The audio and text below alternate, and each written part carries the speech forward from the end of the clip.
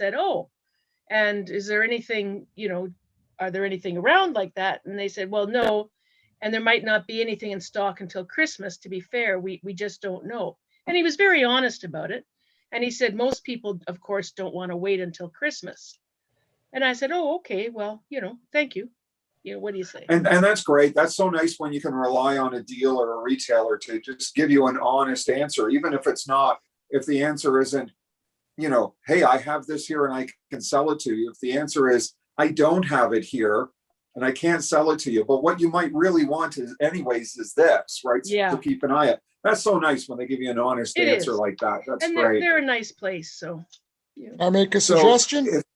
If you went, oh, sorry, Kev, I was going to say, if you went even lower, a lower number, like a 5 millimeter eyepiece, that would give you 120 power, which is a really nice planetary magnification.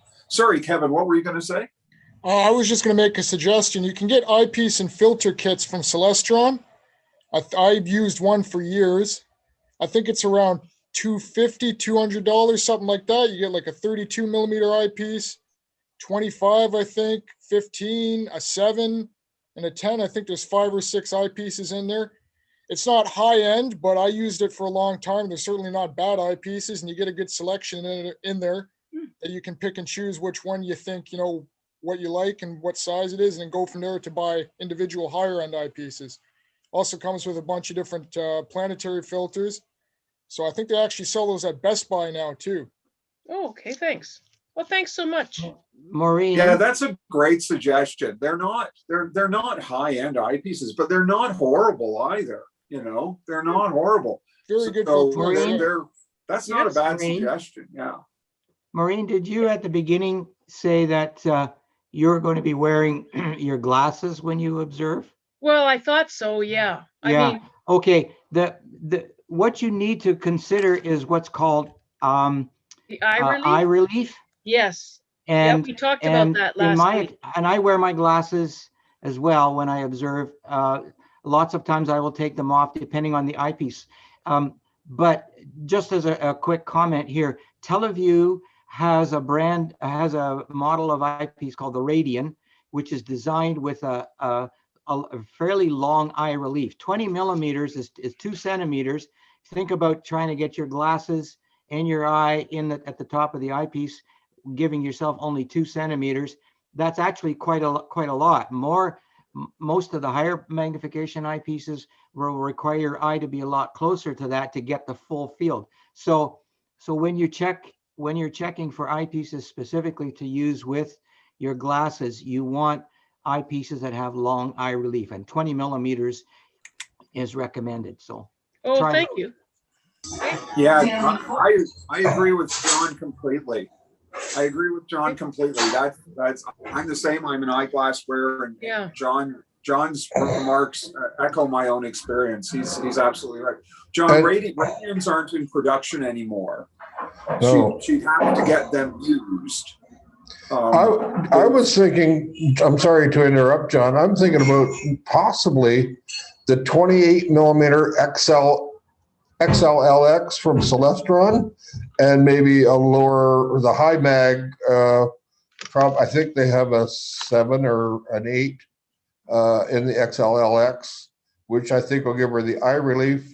That'll give her both wide field and magnification. And I'm sorry, what was the lower one? I don't know. I think a 7 or 8 mil. Oh, okay. I'm whatever you think, John, if you agree with that or not, I'm not sure. Yeah, the Celestron XLLX are really, really nice eyepieces for a very reasonable price. Oh, okay. They're certainly a step up from the kit lenses that you get with the telescope without breaking the bank. So yeah, they're running about $125 a piece right now. Oh, that's these are great. Expensive. XL, and what was the other one, John? So the one that John recommended earlier is a Teleview Radian. Yeah. RADIAN. And but you said that they're not in production anymore. You'd have to find one used. Okay. But How it's- about if All you- eyepieces should have has specifications, of course, besides the focal length and the so if you're looking for long eye relief, 20 millimeters, as I said, is about the recommended length for and Maureen, viewing with if glasses. sorry, John, I apologize for interrupting you. Maureen, if you want to just shoot an email out to me or, you know, a couple of the others that you were talking with at the beginners group, we'll be happy to put all of this in writing for you. We can incorporate Jim's suggestion and John's suggestion, and we can put all this in writing for you so that it's, you know, because it's a lot to absorb and take in and remember. Yeah, I'm writing like crazy all the time at the beginner meetings. You know, I've got pages of stuff here. And I'm trying, and then of course I go back and look at it and go, and don't buy 2-inch. Okay, no 2-inch. I wrote that one down. No 2-inch. So all I remember telling the guy is no 2-inch on the phone. And you know, because we talked about that. Don't be buying 2-inch ones. They're not needed. And I was like, okay. And I'm just So- going to pop in here at this point in time. I just have a little administration. I'll do this a couple of times over the next few minutes as people come in. We are now recording our meeting and we are streaming live on YouTube. So just that everyone is aware, we are recording and we are now live streaming. Well, hello, YouTube. Folks, thank you for all your everybody. tips. That was very kind of you. Thank you again for everything. They're an awesome bunch, aren't they, Maureen? Well, it sure beats me going in blind and you know, Teleview this, Hyperion that, and you know, and don't buy Barlow because there's puts too much glass in there, and so I was like, okay. So Yeah, yeah, it's a lot the of dealers will be really impressed if you walk up to them and say, "Well, what's the eye relief on this lens?" oh, okay, I got to remember that one. Ask them point blank. Just and if they say it's 7 millimeters, pass on that one. Pass on that one, yeah.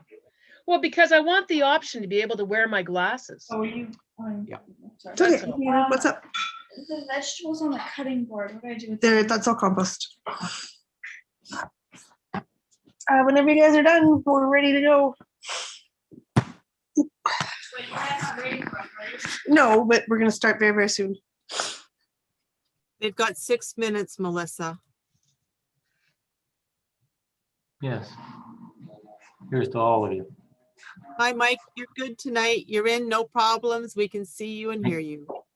Yeah, it's been pretty good the last few times. You're getting the hang of this. What's this? You are getting the hang of getting into the Zoom meetings. Oh, yeah, really. I still prefer in person. I think most of us do. Well, we all do, but if we were, we wouldn't have our wonderful guest speaker Oh, that's tonight. right. Yeah, So, this- you know, glad. we're turning a problem into a wonderful opportunity here tonight. So, John, I could find a way to get her here to talk to us. We'll do it in person and she could still come visit. I'm gonna leave you all for a second. I gotta grab some dinner. Be right back. Well, And just thanks for before- letting us know, Mike. Feel free to mute and turn your camera off, or we can just watch you all go and have dinner. We want to know what's for dinner. And just before we get started, I also want to say welcome to all of our friends from the Blue Water Astronomy Club who are joining us from up north. There's a number of them that are here tonight. So welcome to you guys. Hello, Blue Water.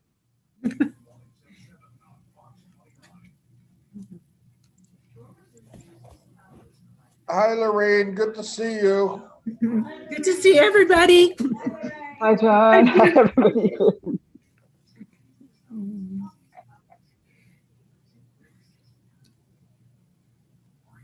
It's nice to attend and not have to run the meeting. It's a nice treat.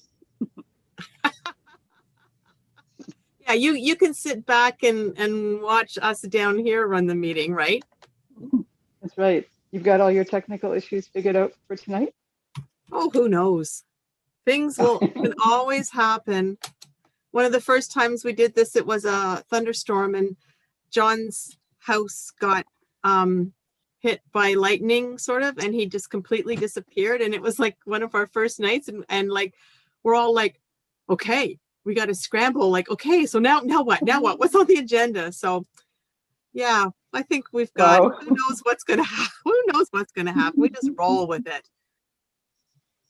That was an exciting night. I was sitting right here in this room. The meeting was going on and our speaker was talking. Then there was this tremendous noise and poof, everything was just gone when the house got hit by lightning.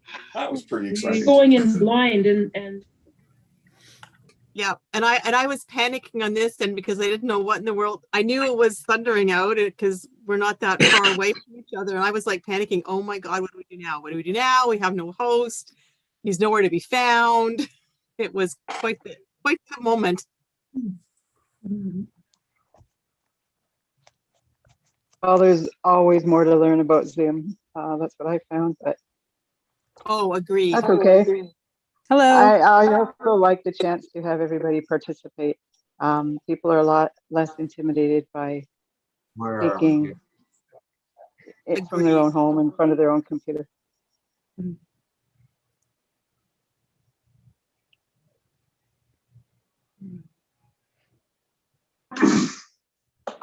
And John, you know that our speaker is here and she's ready to go anytime when we're ready.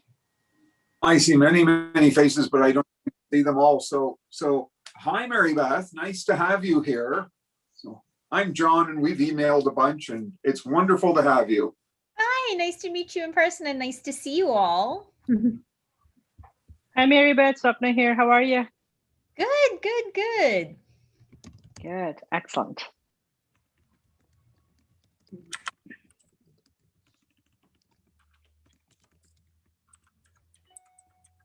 Don't everybody talk at once.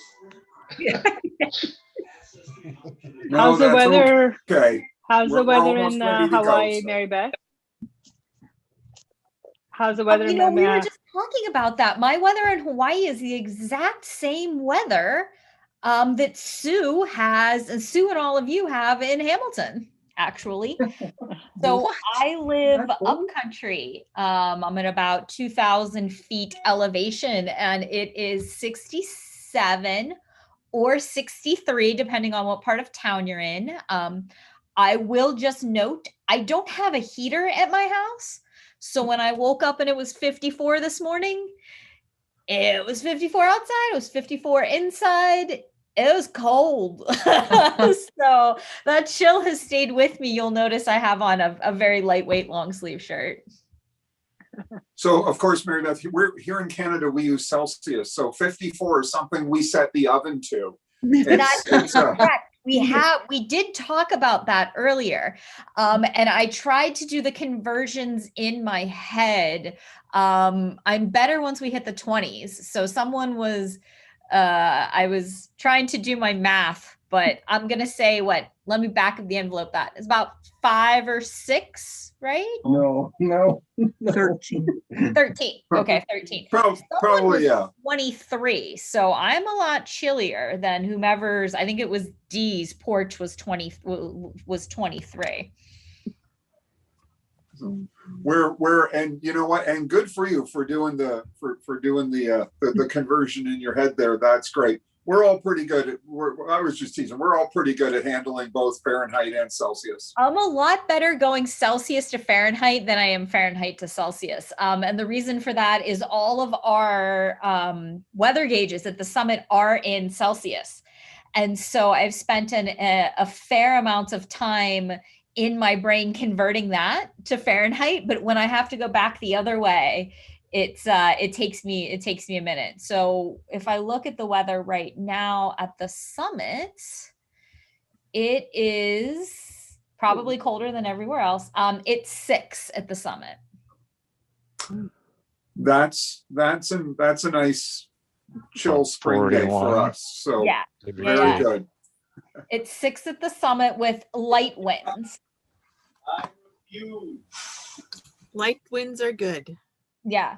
Well, I guess, I'm sorry, it really depends on which side of the catwalk you're on, because the west facing side, we have it all mapped out. The west facing side is 9 because it's in the sun. but the east facing side is is essentially 0. So you get quite the difference as you walk around our dome. Well, there you go, everybody. You heard it from Mary Beth. We're doing as good as Hawaii today. So I hope that makes you all feel good about this beautiful spring day we've had. John, it's 7:32. Are you ready to get started? Well, I certainly am, and since I have the floor, I will remind everybody, as Sue usually does, that we are live on YouTube and we are taping this, and I'm very much looking forward to this evening's meeting. If you would all be so kind as to mute your microphones so that we can hear the speakers. And then, of course, if you have questions or comments later, we'll be happy to very, very happy to hear them. Sue, what else would you like to add in as we begin? Sue, you're muted. I'm muted. Yeah, it's a habit. Turn off your video as well, please. And that just allows us to stream anything that Mary Beth has a whole lot more efficiently. So, and questions can be popped into the chat, and I will get to them during the question part after the presentation. Wonderful. Thank you so much, Sue. That's absolutely wonderful. So welcome, everybody. Welcome to the April meeting of the Hamilton Amateur Astronomers. It's nice to have seen you all and be chitty-chatting before we begin. Just lovely, and I hope everybody is well. For those that don't know me, my name is John Govro, and I, of course, am the chair of the club, which just means that that you have to look at this face instead of somebody else's face at the moment. We have a wonderful guest speaker with us tonight that I'm very much looking forward to. For those, of course, all of you know who we have here visiting with us. I've taken the opportunity to watch some videos and enjoy some online talks and presentations from Mary Beth, and I know we're in for a treat. I'm very much looking forward to that. Later on, after Mary Beth has a chance to talk, we'll take our brief intermission so you can stretch your legs and get a coffee or a water. And when we come back, of course, we'll have our door prizes that we always give away. We have a nice selection of book door prizes to give away tonight.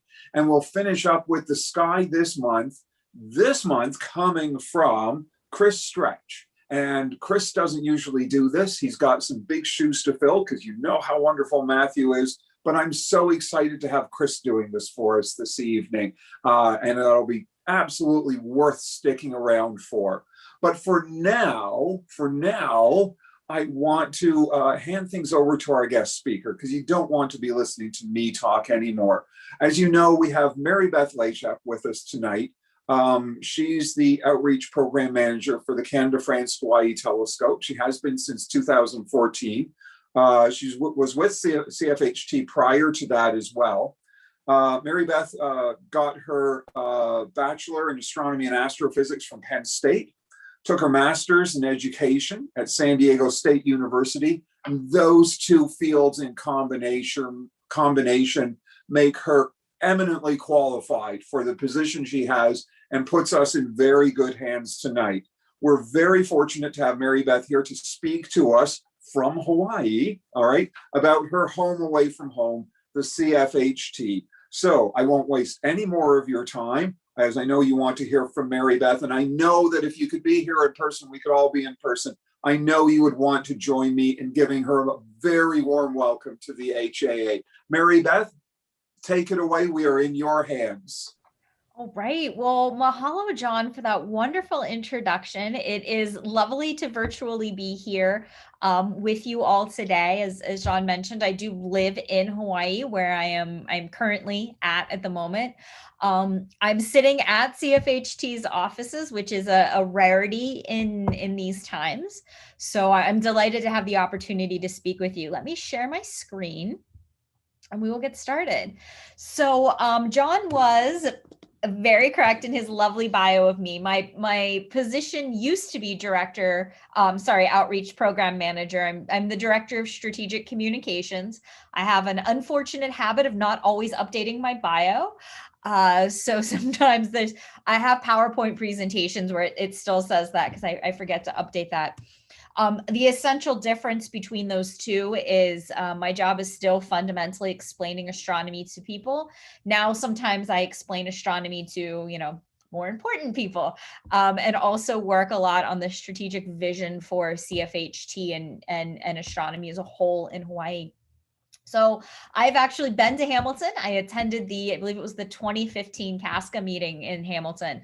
I grew up right outside of Pittsburgh. And so I really felt there were a lot of similarities between Pittsburgh and Hamilton, where when I was visiting there, and I am a huge fan of Timmy's. So I didn't have a chance to go to the original Tim Hortons, but I do, every time I get off a plane in Canada, get myself a 10-pack of Timbits and some brewed tea or steeped tea. Those are two things that I can actually order en français as well, because, gotta have my Timbits. All right, so my talk is Canadian astronomy at the top of the world, as a nod to where we are located in Hawaii. I like to start all of my talks with a map where I am sitting at Cfht's headquarters and where you all are sitting in Hamilton. I would not have booked this flight if it was 1 day and 6 hours. It should really be about a 15 to 17-hour flight to the East Coast of the United States and Canada. It's a flight that I make a fair amount, both professionally and personally. So this is where all of the magic happens. This is the Canada-France-Hawaii telescope. We are situated at the top of Mauna Kea. It's at 3,000 meters, 4,200 meters, just shy of 4,200 meters. 3,000 meters is where the visitor information station is located. We are above the clouds most of the time. So it's one of my favorite pictures of our facility. It was taken by Jean-Charles Couillonge. He's one of our former resident astronomers here from France. And if you've seen a beautiful Cfht image, whether it is of our facility or of space in general, there's a pretty good chance that Jean-Charles was involved in that. So we are a almost 42-year-old facility. We had our first light in 1979.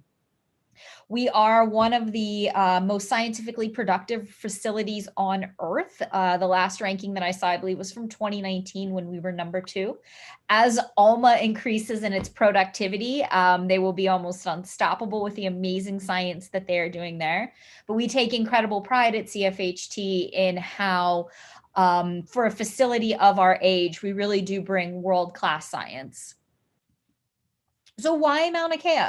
Why do you have a telescope as Canadian taxpayers on there? And I will notice you see throughout this talk that I don't spell Mauna Kea the way that you typically see it. I use the one-word spelling. There are some different schools of thought on that between the University of Hawaii at Manoa, which is on Oahu, and the University of Hawaii at Hilo, which is here on the Big Island, on how you spell the name of the Mauna. Dr. Larry Kimura, who is a Hawaiian language expert, recommends the one-word spelling to make it a specific white mountain as opposed to any white mountain. So you'll notice this throughout my talk. And if you read the RASC journal, you will also notice that I have a spelling that is different from everywhere else. So mahalo to the journal editors for giving me that latitude. Mauna Kea is the best site in the world for astronomy. Now, before I see a lot of texts in the chat about Chile, Chile is a phenomenal site. The key difference between the two is it's often clearer. There are more clear nights in Chile than we have in Mauna Kea, on Mauna Kea. I would argue that the single best night on Mauna Kea is the single best night in the world. And it is very, very difficult to have better image quality than that. So why is it one of the best sites in the world? First of all, it has a dry atmosphere above it. When I checked the weather to give you all the temperature at the summit, the humidity was about 46%. That is a humid day at the summit. I spent about 7.5 years actually operating 2 of our instruments, eventually 3 of our instruments from the summit. And you were happy when it was a 46% humidity night. More often it was 5% or 10%. That's an incredibly dry atmosphere. And with that dry atmosphere, your stars have less twinkle as they move through. From its location, we are about 40%, we're at about 60% atmosphere from what you would get at sea level. So when we look at our barometric pressure, it's often 600, 615 millibars as opposed to what you would see at sea level. It's usually cloud free. We often have, and I'll mention it again, an inversion layer there, but because the atmosphere is so dry, it's often cloud free at night. When you look at pictures during the daytime, you'll often see fluffy clouds that are from just daytime heating. Those clouds disappear as we get closer and closer to nightfall. We have a very stable atmosphere. Growing up in Western Pennsylvania, and I'm certain in Hamilton with all of your lake effect weather, you can understand how those variable temperatures from the land and the the smaller lakes and the not that a Great Lake is small, but compared to the Pacific Ocean, just saying. One of the key differences between land and water is when we're surrounded by the Pacific Ocean, it takes a very long time for that surface temperature to change, as opposed to the thunderstorms that we often see in the eastern coast, eastern parts of Canada, the mainland United States, and the plains as well. We get those convection from the thunderstorms. We don't have that. I think we had one year that was very thunderstormy. I think I saw more thunderstorms in one year than I had seen in like the previous 15 at one point. It was a weird year. So we have a very stable atmosphere. No city lights. I know that several of you have visited us here on the Big Island, and you will probably notice our streetlights are weird. We used to have low sodium vapor lights, and the starter is all of our streetlights point downward as opposed to pointing upward. You're all amateur astronomers in the audience, and you know the value of having those streetlights point downward. It's also much more cost effective because when they're pointing down, they're actually illuminating the road as opposed to the sky above. So we used to have low sodium vapor lights, which tend to give off a kind of a reddish orange, which is actually great for driving. Because of technology and cost efficiency, we now use LED lights on the Big Island. However, they're shielded, so they shield off the bluer end of the spectrum. So you'll notice our lights are kind of a greenish yellow. It's a very trippy kind of color until you get used to it. We also have miles and miles and miles of highway that have no streetlights. So generally, like in Waimea, where I live, I'm about a mile from the offices.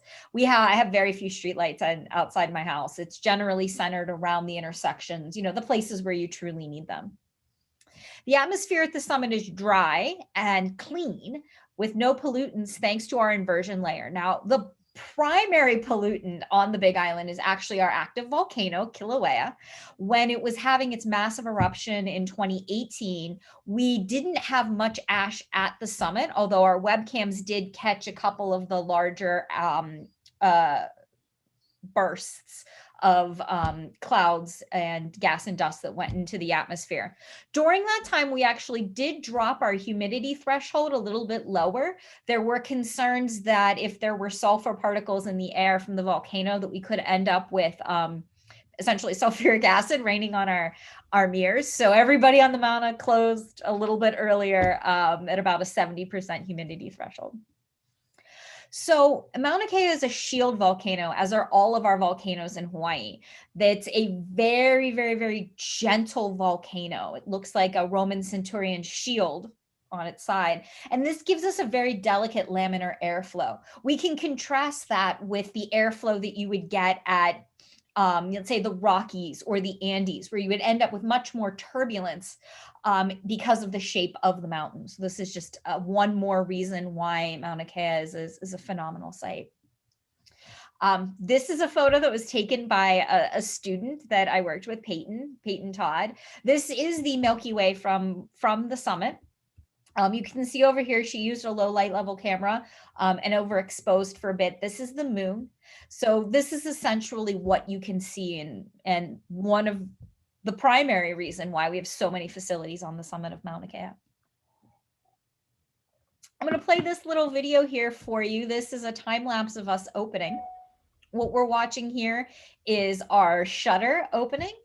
That process takes about 8 to 10 minutes. You can kind of think of it as akin to a garage door. Our garage door is opening. This shutter allows us to be able to see any part of the sky while protecting the telescope, since this is the only part that's accessible to outside. You'll notice on the side, and I think you can see them here with my mouse, these louvers.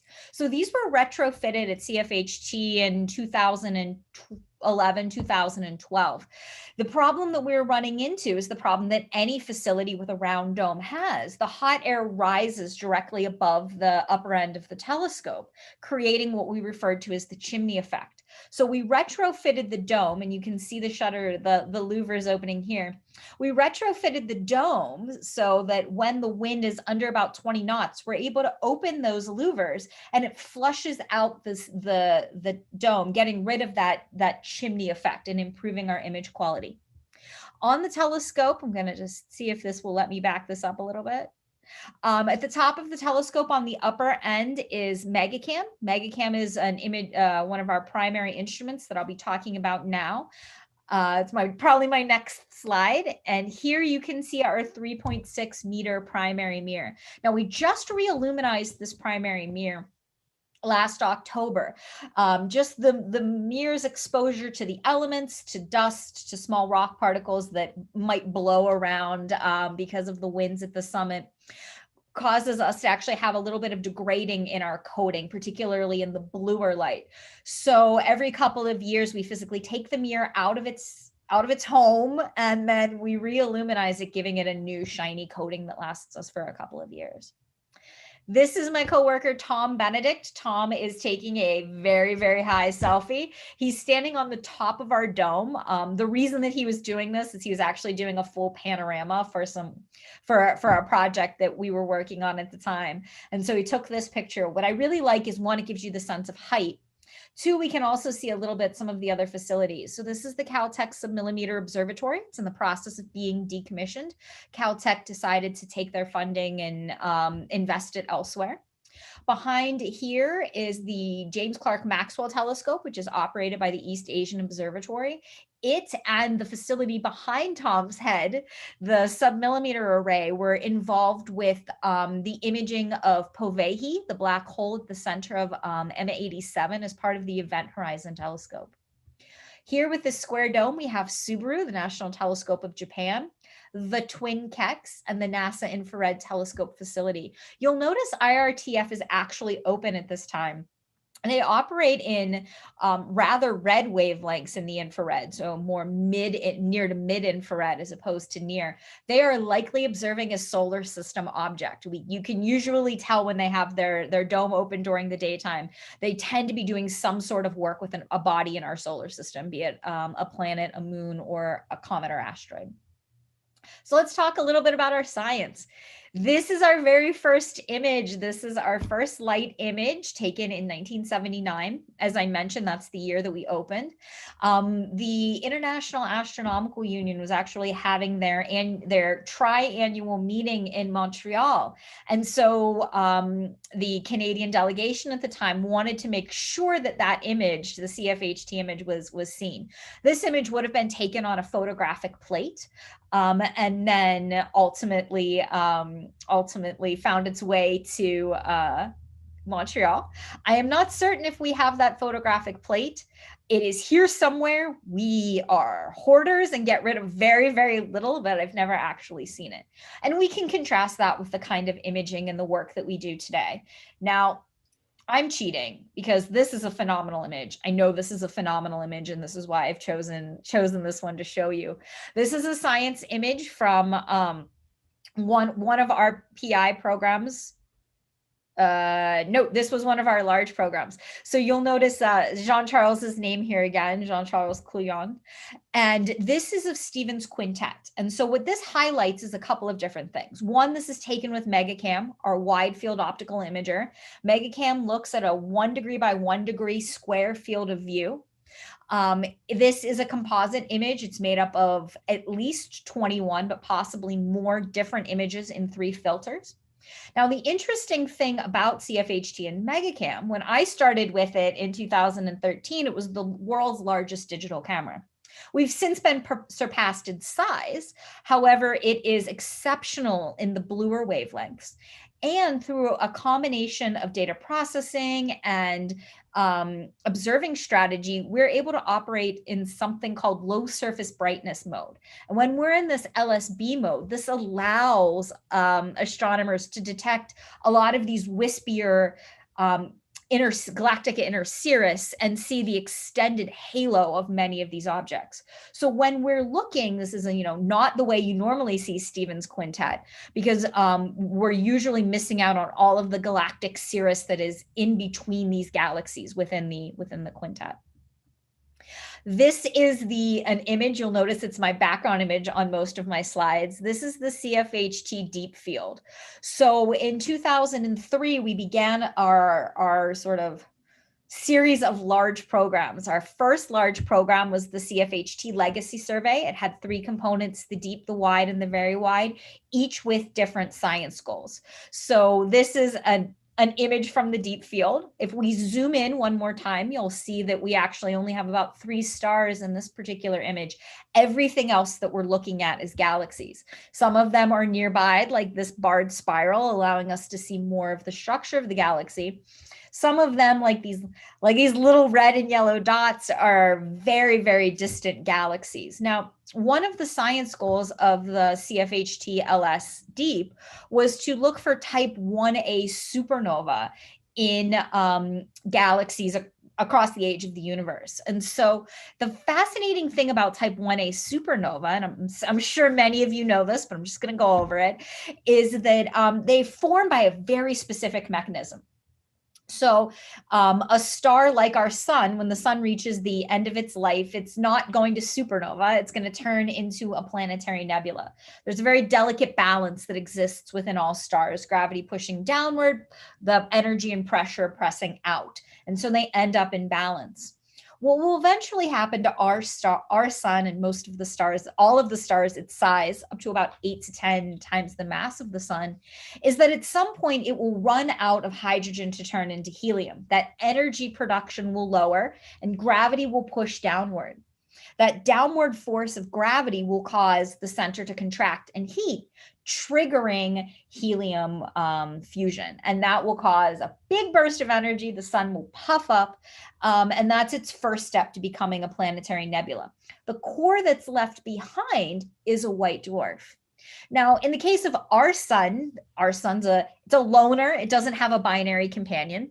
But if we were to imagine a binary system, that white dwarf could accrete. It could pool matter from a companion and actually grow in size again.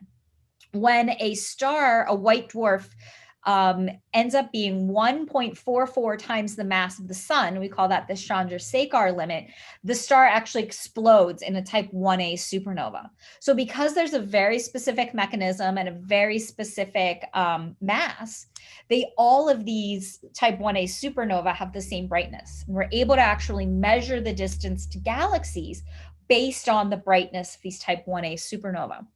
So the DEEP survey discovered about 500 or so type 1A supernova, and they watched the light paths, the light curves over time. And that data set was used as one of the pieces of evidence in the idea of an accelerating universe, because they were able to look back at white dwarfs in different epochs and epochs in history, in the history of the universe, and assess how quickly the universe is, as we found out, accelerating. This is another star. This is taken in bad seeing. Pristine is a program that we have that uses what we call snapshot conditions. So, we're very spoiled on Mauna Kea. Our bad seeing is over 1 1.2 arc seconds or so. And so what Pristine does is it uses a very, very, very narrow band filter, our CAHK filter, and they're actually looking for stars with almost no metallicity. So for astronomers, there's hydrogen, helium, and everything else. That everything else is known as the metallicity of the star. Now, when we compare these two spectra, the Pristine star is the top and the sun is the bottom, we notice that this star has almost no contamination by metals. We're not seeing the same depth to the spectrum of the Pristine star as we are of that of the sun. So this tells us that this is a very, very old star. When it formed, the nebula in which it formed hadn't been fully enriched like the nebula the sun had formed in due to previous generations of stars, supernovae. And this is a GIF that I forgot to fix. So what you would be seeing here is the discovery images of the dwarf planet RR245. RR245 was discovered as part of the AUSSIS program, the Outer Solar System Origin Survey. The PIs of that program, JJ Cavallars and Brett Gladman, are in Western Canada. JJ is at the University of Victoria and the Hertzberg Institute for Astronomy and Astrophysics, and Brett is at the University of British Columbia. And so what they discovered was this dwarf planet that has an incredibly elliptical orbit as it goes around the sun. This was just one of about 800 icy bodies past Neptune that were discovered as part of their survey. So when we look here, this is all of them plotted in different ways. What I like to highlight on this plot is we notice that there is a fairly prominent gap here at this, anything past this 3:2 resonance with Neptune. So what we're seeing here are the gravitational effects of Neptune actually altering the orbit of these bodies past it. Now, the Outer Solar System Origin Survey team, the AUSSIS team, does not believe in the hypothesis of Planet 9. The reason that their hypothesis is that in their survey that was done over a couple of years, looking at 4 patches on the sky, they discovered over 800 objects. If they extrapolate outward, essentially what they propose is that there are so many of these undiscovered icy objects, small objects out past Neptune in the Kuiper Belt and beyond, that it can actually, the combined mass of those objects can make up for and be the cause of the gravitational anomalies that are seen in Neptune's orbit and other objects' orbits that astronomers like Mike Brown feel is evidence for Planet 9. They put it in the most in a lovely way for me when they were describing it one time. It's like essentially if you're driving along the road and you see deer on the side of the road, those aren't the only deer that exist. There's a forest full of deer that you're not able to see. And so that forest full of deer, i.e. our unknown, undiscovered icy objects, are the reason that they feel that there is no Planet 9. It's a fascinating debate that, I know the AUSSIS team quite well, so I'm slightly biased because, one, I know they have incredible data, and two, I've worked with them for years and years and years, and so I've had them explain this to me multiple times. Another project that I like to highlight was this is a previous large program that we did called PANDAS, the Pan-Andromeda Archaeological Data Survey. And what we see here is this is M33 and this is Andromeda. Oftentimes, again, when we think about these objects, we're really looking at the disk. All of this PANDAS project was actually focusing on these vastly extended halos to see if what they could learn about Andromeda, in particular, some of the galactic cannibalism aspects of it. The idea that Andromeda's massive gravity rips apart satellites and dwarf galaxies, eventually incorporating them into the galaxy, likely happens with our own galaxy, the Milky Way, which we'll talk about in a minute or two. Now we have, as I said, 5 instruments. So that was welcome to MegaCam. This is all about WIRCam. It's our wide field infrared camera. Here's my standard picture of why we need the infrared. We can look at a very classic image of the Orion Nebula here in the optical. It looks completely different in the infrared. We're seeing through all of those cold cloud layers that are illuminated in the optical and actually seeing the heart of star formation within. This also allows us to look for very cool objects and very far objects, very distant objects that light has been redshifted into the infrared from the optical. This was one of my favorite news releases to work on as Director of Strategic Communications. That is part of my job, working with news releases. This team, Mike Liu and Trent Dupuis, have been using WIRCam since it first arrived at Cfht in 2008. And during that time, they've been studying a variety of things. One thing in particular is binary brown dwarfs. And so they're very interested in binary brown dwarfs, so 2 brown dwarfs that orbit each other. Oftentimes people think of brown dwarfs as failed stars. I like to think of them as very successful planets. They don't have the they're not constantly undergoing fusion, which is that criteria to be a star. It kind of stops and starts and flickers. So this discovery is a binary brown dwarf pair. Oh, I'm just going to call it by its last name, 0557AB. And what they discovered was this small object, 0557C. Now you'll notice the A and the B are capitalized. That's because they're stars. The C is lowercase because this is a planet. So what we're looking at here is a directly imaged brown dwarf, a directly imaged planet orbiting a brown dwarf pair. Now, what I found that was very fascinating about this is that it took the team a while to figure out if we were calling this a planet, if we were calling this an object, what it really is the criteria of a planet. And so it was a great discussion. We eventually settled on planet for 0557C. So this is one of those rare instances of a directly imaged planet. Now, if you're a fan of the NASA Planetary Travel Bureau posters, and if you've never seen them, please Google them. They are phenomenal. You'll notice one is a rogue planet. And the name is escaping me off the top of my head because I think it's PSO. There's a lot of letters and numbers in it.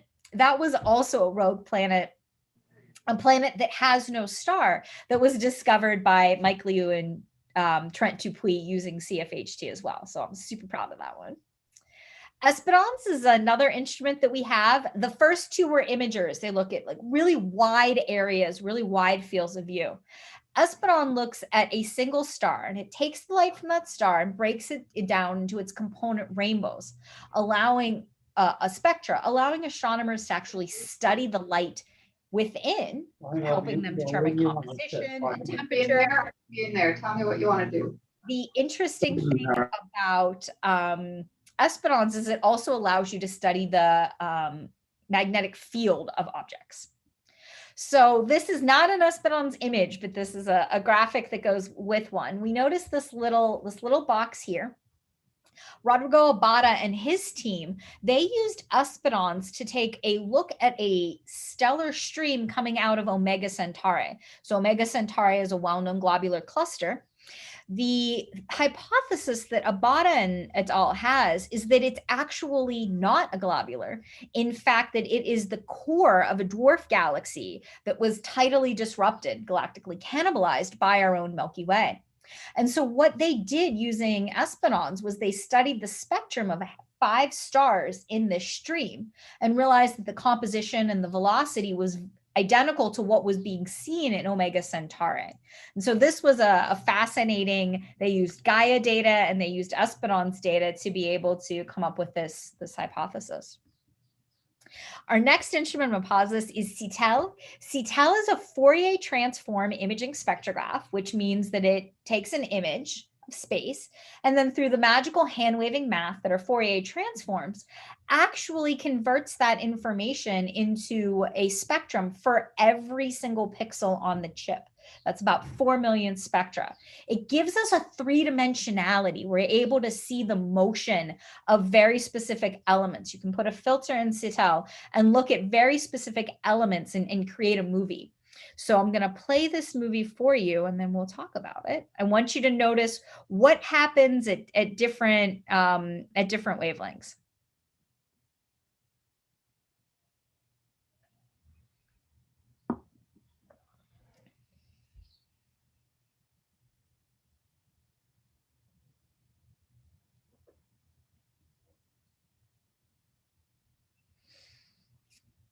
All right. So what Marie-Lou and her team discovered is by using Citel, they're able to map hot gases that are emanating from the center of this galaxy. So if we take a look again and I speed it up to about here, what we're actually going to see is the nitrogen, the superheated nitrogen, and the H alpha that's coming out of this galaxy. This, in the core of this galaxy, is a quasar. So there's a supermassive black hole that is supermassive black hole that's heating the gas surrounding it. Now, when we think of black holes, we think of everything falling into the black hole and how light can't escape it. This gas is going to be orbiting essentially an accretion disk around the outside of the black hole, not within the event horizon. And when we think about a lot of things in space, we think of them, two-dimensionally, but we have to think of this black hole as having a three-dimensional magnetic field. And so the charged particles, superheated gases, end up in that magnetic field and being ejected from the galaxy and its core. Our last instrument that I'm going to talk about is Spiru. Spiru is our baby. It arrived in 2018, Citel in 2015. I didn't mention, but I have these instruments in chronological order. So Citel is a spectrograph. It is similar to Esperance in that it's also a spectropolarimeter, and it's a high precision velocimeter. So when we're looking at data from Spiru, it's essentially a planet hunter. So when we think about planets and we think about them orbiting, we often think of gravity as very one-sided. So, you've got my sun over my shoulder, you've got the sun, and we think about how the sun's gravity keeps the Earth in a perfect orbit around it. What we don't often think about is our gravitational impact on the sun. So the gravitational impact of the Earth causes the sun to wiggle just a little bit. Every planet does that. The larger the planet, the larger the wiggle, the closer the planet. So when we look at why so many hot Jupiters, Jupiter-sized and larger planets, have been discovered orbiting stars, it's because they're easier to find. We can see more of a gravitational shift in the spectrum. So what Spiru did, and what the team did with AU-MIC-B here, and I realize I don't actually have the star's name on the slide.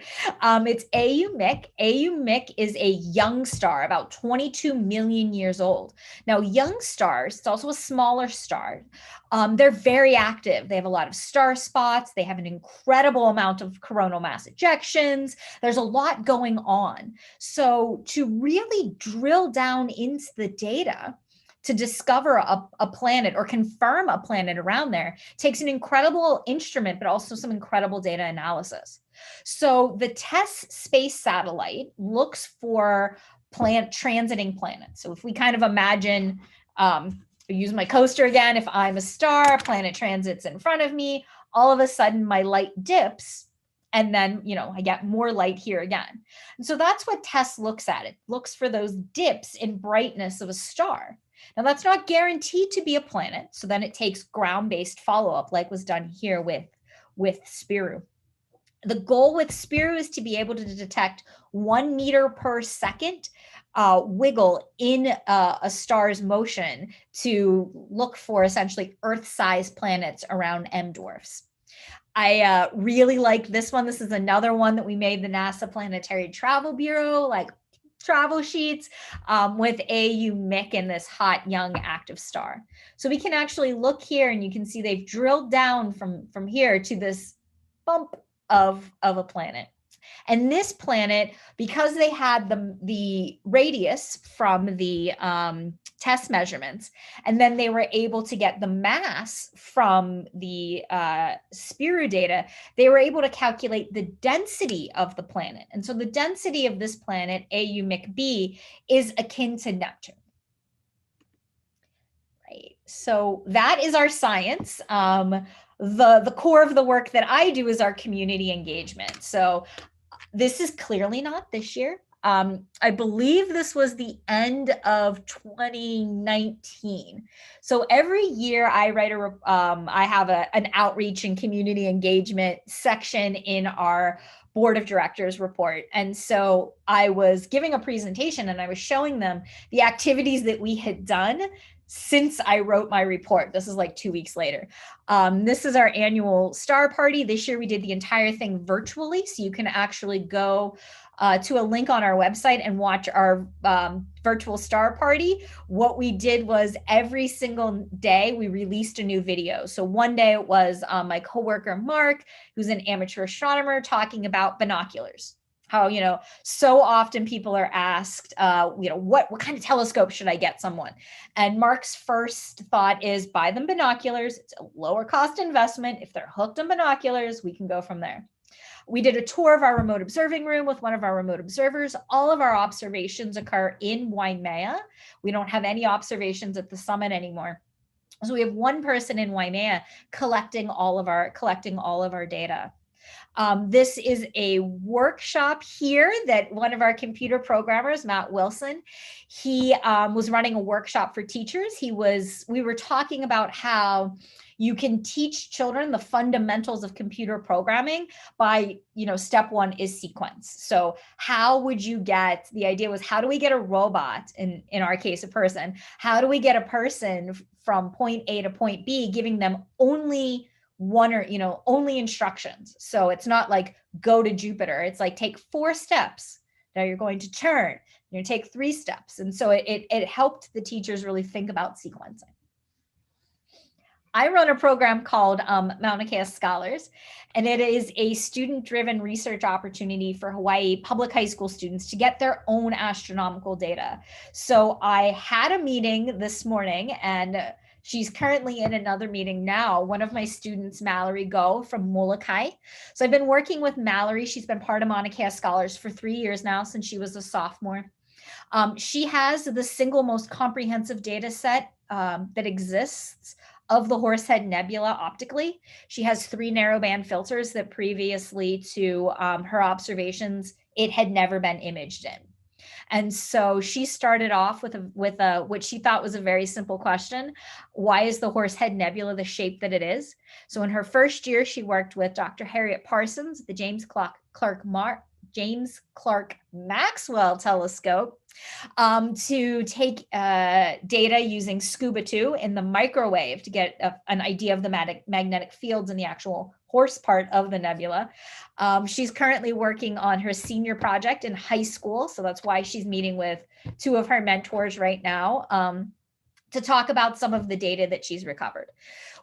I've worked with about over 600 students on Mauna Kea Scholars. This year's been very challenging just because of the distance and how the education, each school was able to do it a little bit differently. So with Mauna Kea Scholars, I work with students all across the state on all 6 islands. This makes it the first statewide astronomy program. And so, Mallory's on Molokai, which is the rural of the rural. I think I'm rural.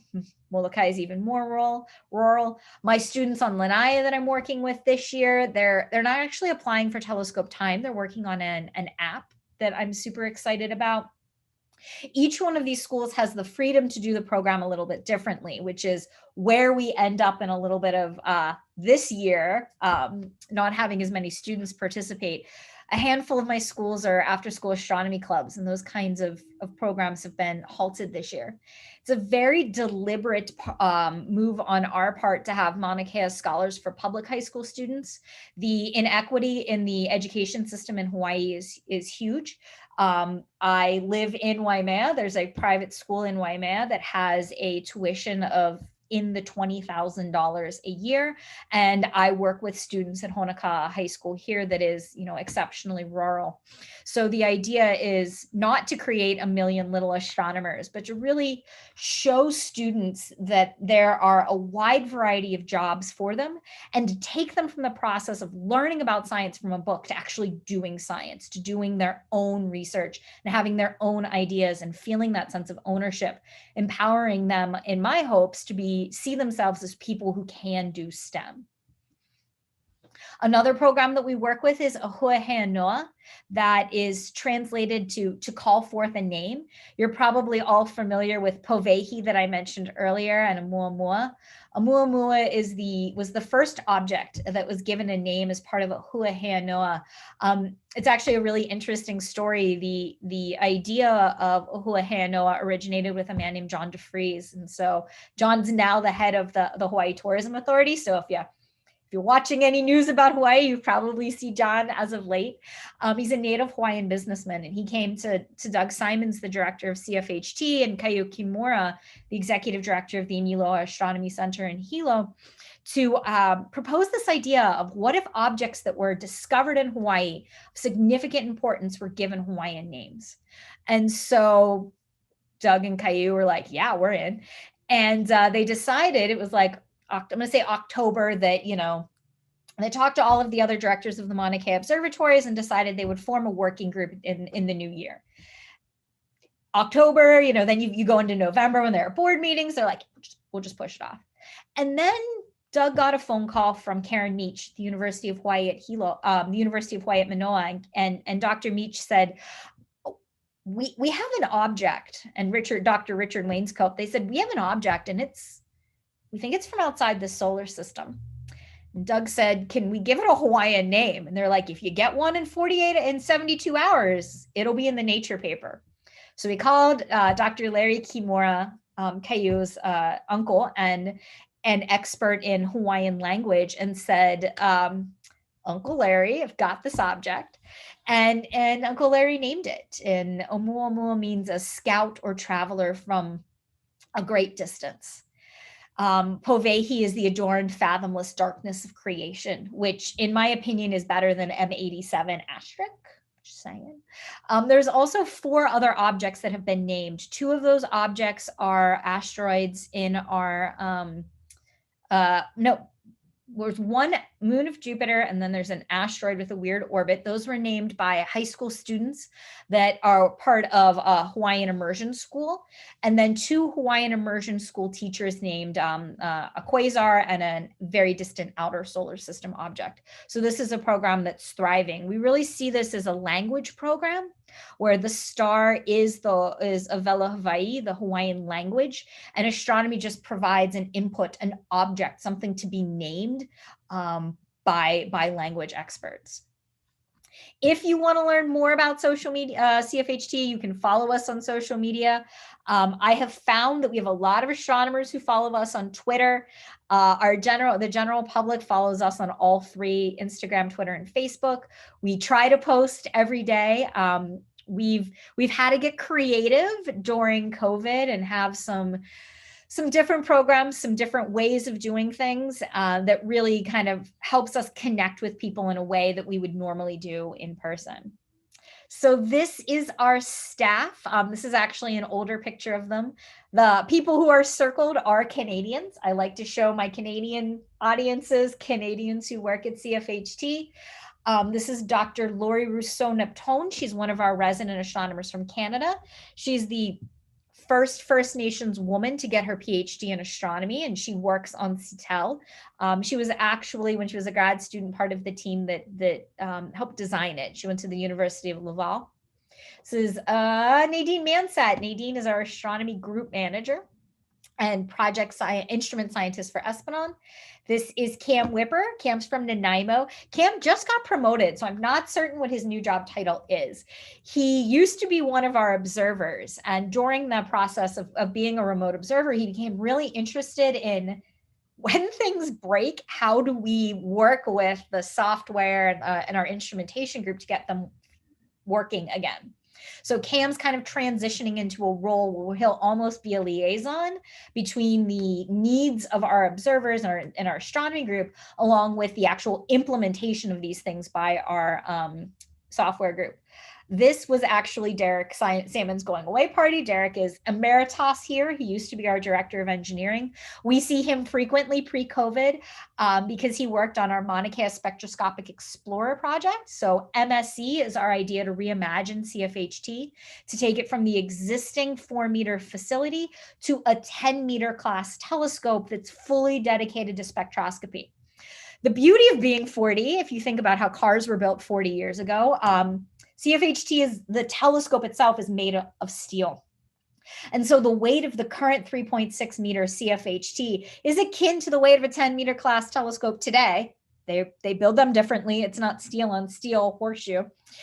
So we believe that we can do this entire project without having to break new ground and using the same concrete pier that supports our current telescope. This is Dr. Daniel DeVoe. He's our Director of Science Operations. Mark Baril, Mark is one of our instrumentation groups. He's one of our engineers. Alexis Hill and Key Saito. So Alexis and Key now are rehomed in Victoria. Key is the project manager for our Mauna Kea Spectroscopic Explorer program, and Alexis is one of our systems engineers for that. So if you want to learn more about CFHT, these are all of the ways you can do it. You can follow us on Facebook, Twitter, or Instagram. Go to our website. You can email me personally. You can follow me on Twitter, but my Twitter is very boring because not only do I manage the social media for CFHT with my coworker, Callie Crowder, I also manage the social media, the collective social media for all of the Mauna Kea observatories. So I don't really tweet for myself a whole lot. So I'm just going to give you all a minute to screenshot that if you want. Take a sip of water. All right, and I will stop my share and take any questions that anyone might have. And aloha, Shannon. Well, Mary Beth, that was absolutely wonderful. Thank you. I have no doubt that there are people that will want to ask some questions, and I've got a couple I want to ask too. But I think the first question that we all have to ask is just what is on those shelves over your shoulder there? So those are the CFHT stuffed planets, if you're not familiar with them. Stuffed planets in general. It's a company called Celestial Buddies. And so they have stuffed planets.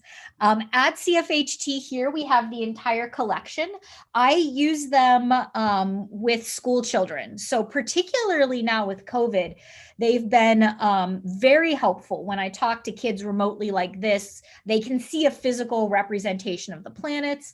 I probably use the Earth, Moon, and Sun the most when I go into classrooms and we talk about how the Earth orbits the Sun, how the Moon orbits the Earth. I'm able to physically hand a kid a planet, and I'm like, "You are now the Moon," and they walk around the kid who's the Earth. I love them a lot. The Celestial Buddies. When COVID started a year ago, we sent them everybody who wanted one on our staff got a stuffed planet to take home to take pictures of their adventures. COVID lasted a little longer than we thought. And so staff can be super creative for a finite period of time. Before then, they're like, you want me to take pictures of what? So all of the planets are home. They feature prominently on our social media, particularly for holidays. So if you followed us for April Fool's Day, you would have seen that Neptune played a prank on Uranus. That was shot in my kitchen. Similarly, the Happy Easter. I really had to take one for the team and buy a whole bunch of Easter candy so that the stuffed planets could have a picture celebrating Easter with appropriate candy. And I also have two solar system pillows that are eventually going to be prizes for events that we do. And that is a much better answer than I'm betting a lot of people were expecting. Just wonderful. I'm sure others, and Sue will chime in here as people send in questions, but while I have the floor here, I'm going to ask another one.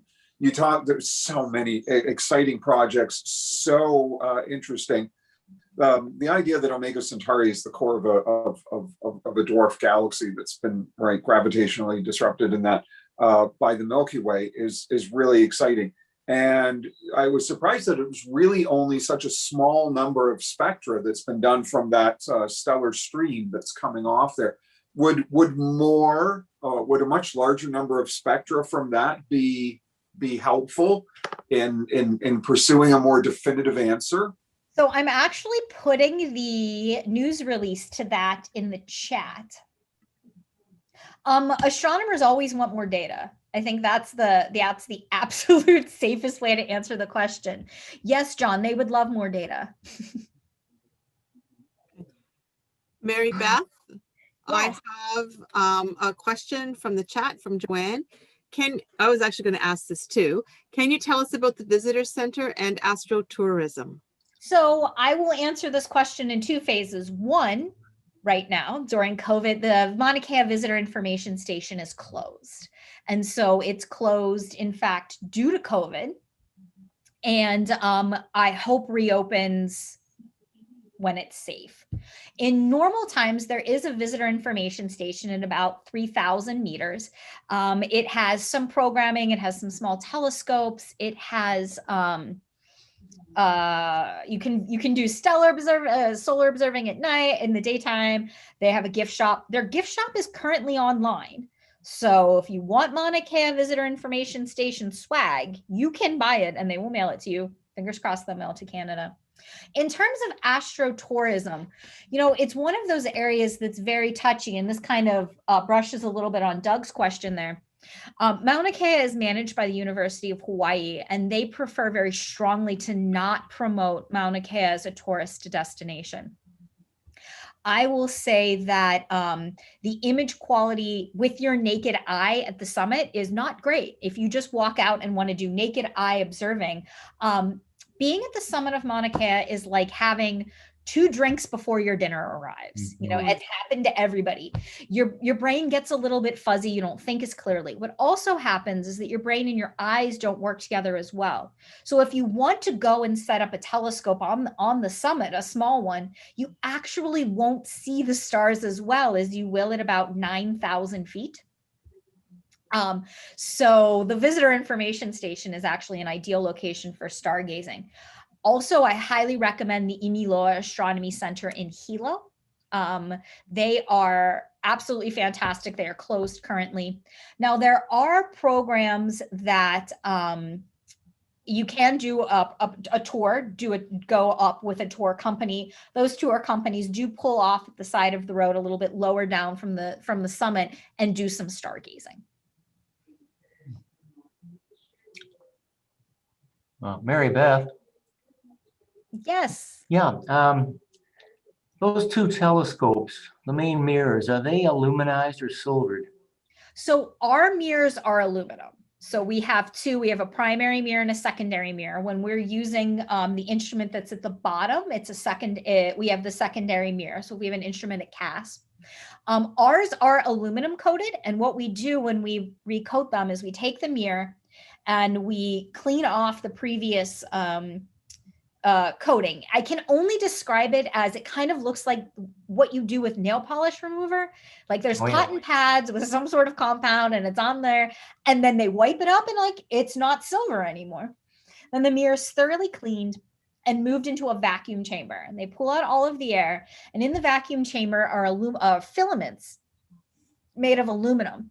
And those aluminum filaments are zapped with a very high amount of energy and vaporized. And then they cool and condense on the surface of the mirror. Our neighbors at the Gemini Observatory, Gemini actually has a silver coating on their mirror. They're more attuned to the infrared wavelengths, and we focus more on optical with some near infrared. So that's kind of the difference in coating there.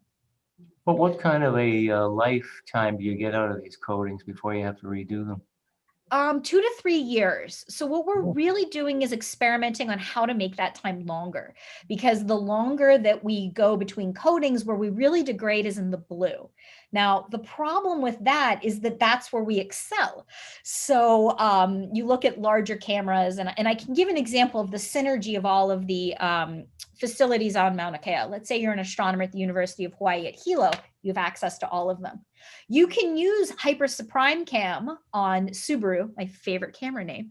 Hypersuprime Cam is a larger field of view, but they're more optimal in the green and redder wavelengths. So you can have a really great large wide field image from Hypersuprime Cam and then come to CFHT and fill in the blue. So we have a series of, our engineers are always running experiments on how can we make that coating better. We currently, every time we switch instruments with time permitting, blow the mirror with carbon dioxide snow to actually remove any large dust particles that have settled on the mirror since the previous cleaning.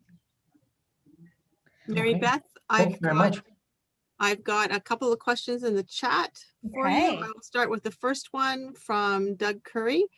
He said, this has been a very informative and enthusiastic presentation. And he says, what do you know about the prospects in Hawaii of the 30-meter telescope, and when a final decision will be made to either support the majority on board for a Hawaii location, or let it be built somewhere else like the Canary Islands? Thanks, Doug. You know, I'll be quite honest. I know about as much about the progress of the decision-making process of the 30-meter telescope as you do. We are all separate entities on Mauna Kea. And so I know that this year, for the past year in 2020, everyone took a pause due to COVID.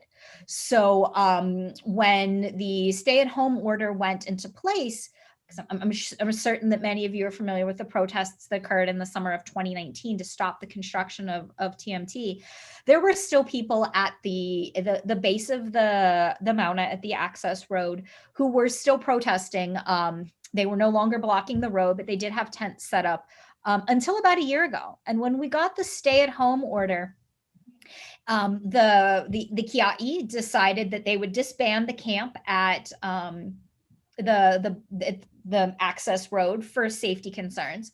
And similarly, TMT decided that because of COVID, they would just press pause on their entire process during the duration of the pandemic. And so, you know, we're still in the pandemic. And so I'm not certain when they will make that decision on final location, or when we can anticipate seeing them, you know, attempt to build in Hawaii, or making that decision to go to the Canaries. Thank you. The next question is from John H. from Blue Water. His question, hang on one second. His question is about what challenges there are to staff working at CFHT with respect to the low oxygen levels on the mountain. You get crabby, and you don't think as well, and you have to move slowly.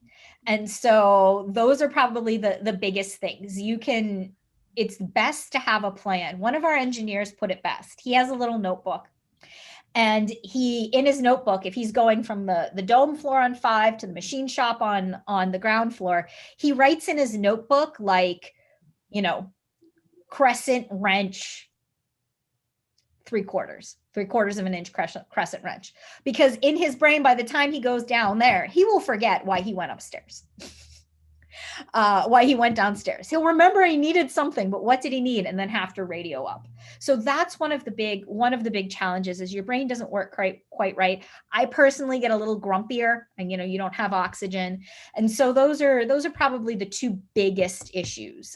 You're just brain clarity.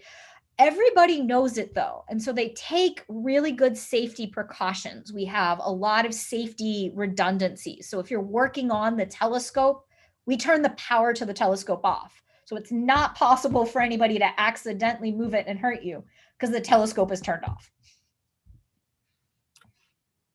And his response to that was, I make notes too, but it is due to old age.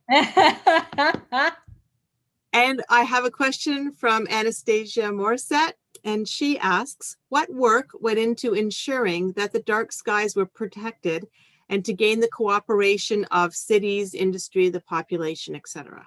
So Dr. Richard Wainscoat at the University of Hawaii at Manoa is a huge dark skies advocate, and he has done a lot of work over the course of his career, not on the Big Island trying to preserve dark skies. If there are lights that come in, there's actually, I believe there's actually a small working group that actually works with the county.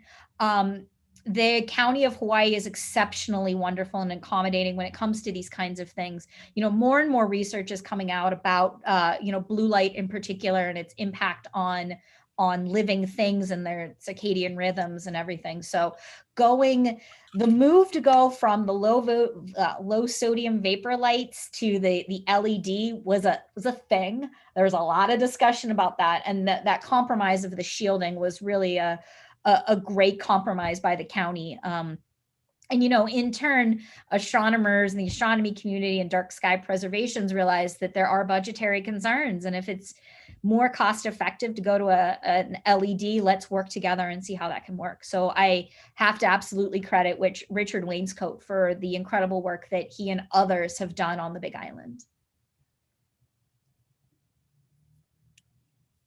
And at this point in time, I don't see another question in the chat, but I'm just going to make one comment.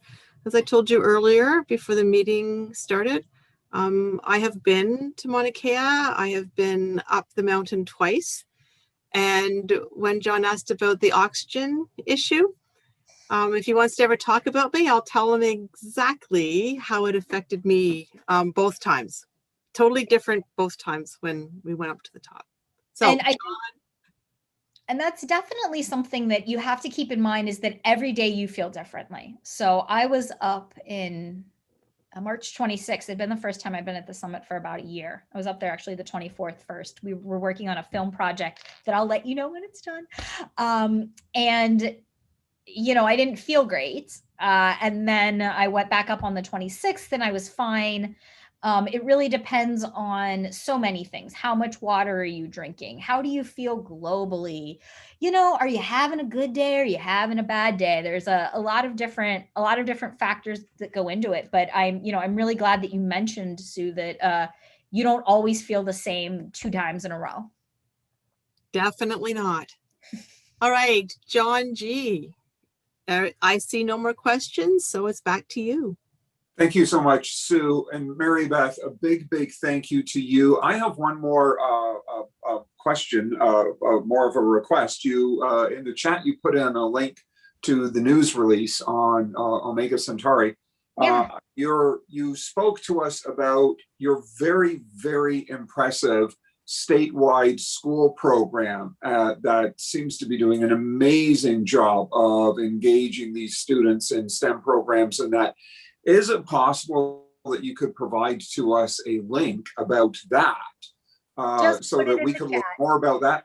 There you go. Perfect. That's ideal. I'm sure many of us would love to learn more about that, read up on that. And I think that's absolutely fantastic. So Mary Beth, on behalf of everybody that's here tonight, the entire club, I cannot thank you enough for taking the time to speak to us today, taking the time out of your day to spend with us. I found it, and I speak for everyone when I say I found it both educational and engaging. And you're an absolutely wonderfully engaging speaker. I couldn't be happier. Thank you so much from all of us.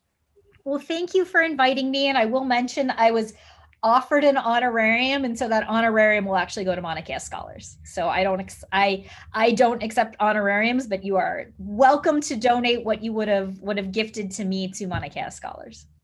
And in fact, one of the reasons behind my question and why I asked for that contact info. So perfect. So thank you very much. Appreciate it, Mary Beth. So thank you. Thanks, Mary Beth. That was great.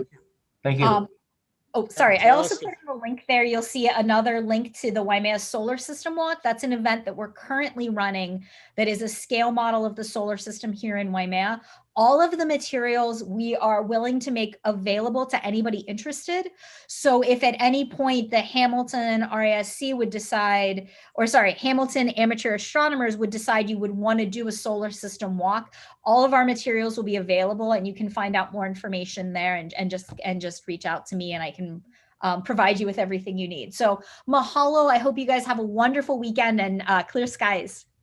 Thank you so Thank much, you. and to Thank you, you. Mary Beth. Thank you. And everybody, on. don't leave Yes. us yet.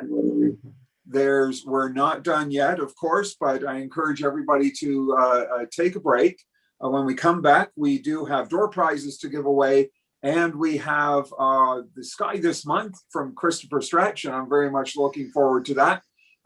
So it's 8:41 right now. I'd say 10 minutes, but so let's just call it 10 to 9, and we'll come back then. We'll see you shortly.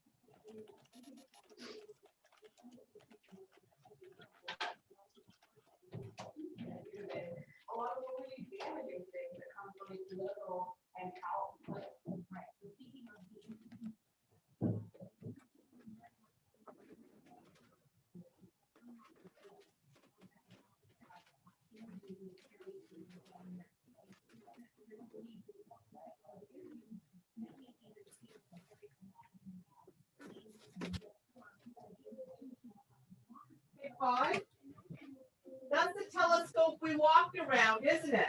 Yes, it is. Like, all excited. Oh, that's so cool. Yeah, it's right there. Like, it's right there. Yeah, we took that picture Standing in front of from the base of the Canada France. Yeah. Yeah. Very cool.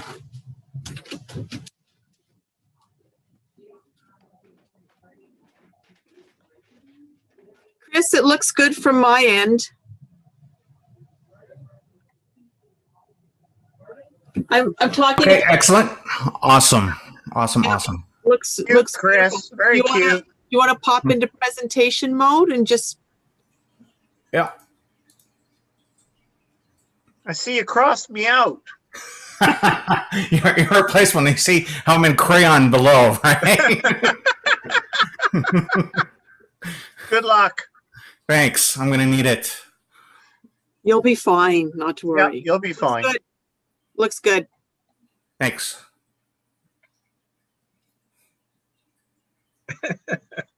I actually thought that was quite funny, Matt, that he crossed Yeah. you out. Yep. Janice is laughing too. We were both looking at it. Oh my goodness. So John H is still with the Blue Water.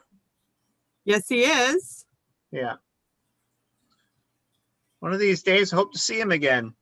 Oh, I actually can't wait to go up north again. I can't wait. We're quite annoyed because we have not been able to book campsites anywhere north of Brantford, or provincial ones. There's nothing. You're joking. No, Nothing? you can log in and be ready to hit the reservation button at 7:00.00 in the morning, and we've tried multiple times with multiple PCs and not even had a chance to book. Yeah, we're lucky. We got a seasonal for this year or the next couple of years anyways. We were afraid that might happen. So we're hooked up for Sand Hill Park down on Lake Geary. I go So we're gonna be camping there on for the Crown summer. Land up north. No reservations needed. I was just up there a couple weeks ago. The skies were incredible up in Minden. Yeah, that's a bit too far. I've got people in old folks' homes that I have to keep track of and be ready to help. So we can't go quite that far. You know what, Matt? There are a couple of private parks that are up there on the Bruce Peninsula that you might have more luck at. Well, we've got a friend from Janice's work who's at one of them, but honestly, the only few times I've been to private parks, I haven't had very good experiences, which is why we stay away. We were able to reserve at Wheatley in July, I think it is, or August. And like I said, we're going to go to Bacchus because it's close. So if anything happens to anybody in the family, we can get back in an hour and a half or less. But yeah, we've got Bacchus for a month. So, you know, that'll be good. Yeah, we looked at, actually last weekend, we were looking at Bacchus, but we'd take our tent stuff and like go for like a weekend or something like that. And yeah, but there's no tent camping. Not at the moment. They're not allowing it, right? Right. Because the bathrooms aren't open. That's right. You got to be self-contained. The only way you can do it is if you've got yourself a little porta potty and a porta potty tent or something, which is sort of how Chris and Denise do it, because their camper doesn't have a washroom in it. Mm. Yeah, maybe by next year. Oh, I hope life is back to normal by next year. Oh, I think all of That's us. what we thought last year for this year. Yes. Yeah. Well, don't forget that hopefully there's going to be that star party at Bacchus in July. So Dan Copeland might know more about that. Yeah. It's Matthew. If the park's open, it's a go. Is that Chris? Yeah. Oh, okay. So it is a go if the park is open. It will purely be the park is actually gung ho. They want us there. They're actually forgiving the group site fee. So normally when you book a group site, you have to pay, somebody has to pay $50 and then you pay so much ahead. Well, the park wants us to be there. They're forgiving that. And when you book, you just book through the park, tell them who you are, and you're just paying the nightly fee. And it's supposed to go the Thursday night to the Sunday. And it's all bearing on what Mr. Doug Ford does and whether we stay open and we can go. Yeah. I still think the main concern is power. Well, but you can't tent camp, right? That'll be up to Mr. Doug Ford. If Mr. Doug Ford allows them to open the washrooms, then you'll be able to tent camp. If he doesn't allow them to open up the washrooms, then as Matthew said, we will have to be all self-contained. Power, Matthew, is pretty much covered because Francisco, who's organizing it, is going to bring a bunch of generators. So you won't have power for your fridges, your heaters. Let's hope in July nobody needs a heater or an air conditioner, but there should be enough power for everybody to recharge anything during the day to have it for nighttime. So he's bringing two 750-watt generators, I believe he said. It's interesting, Chris, that they're going ahead with it because we got the email late last week, I guess, that Starfest they've canceled for this year. They're not even going to attempt it at all. Yeah. I think what with this one is, remember, there's no speakers, there's no, this is just purely a group of star people getting together in a field to look at the sky. So it's a lot easier to cancel if the government cancels on us. We don't have to worry about speakers or anything else out. Right, right. So, it's a huge field. It's a huge field, so even social distancing should be entirely possible. Oh yeah. I mean, with Starfest canceled, I don't know how many people were going to show up, but it's still, what is it? It's 500 by a 1,500 feet field. 500 feet across, 1,500 feet long. It's big. That's all I can say is it's really, really big. They were talking about renting the field to the group, so then you control more of what you're doing. I got an email today stating that the park is closed to weekend campers during this lockdown. But before that, they were having the washrooms and that open, so you didn't have to have a self-contained unit. So that's the last thing I heard was they're closed for the 1 month, except for seasonal. Right. Yeah, that's where we are right now. Let's hope that it gets lifted at the end of the month or in a month, and we're back to that. Otherwise, we're going to be back into that being self-contained. Yeah. Yeah, we can also rent Johnny on the spots. But Not considered self-contained, because nobody's there to disinfect the Johnny on the spot. So the government does not allow Johnny on the spots if they're in, because otherwise, Dan, you could just use the washrooms that are there. It's the whole disinfecting of them that's the problem.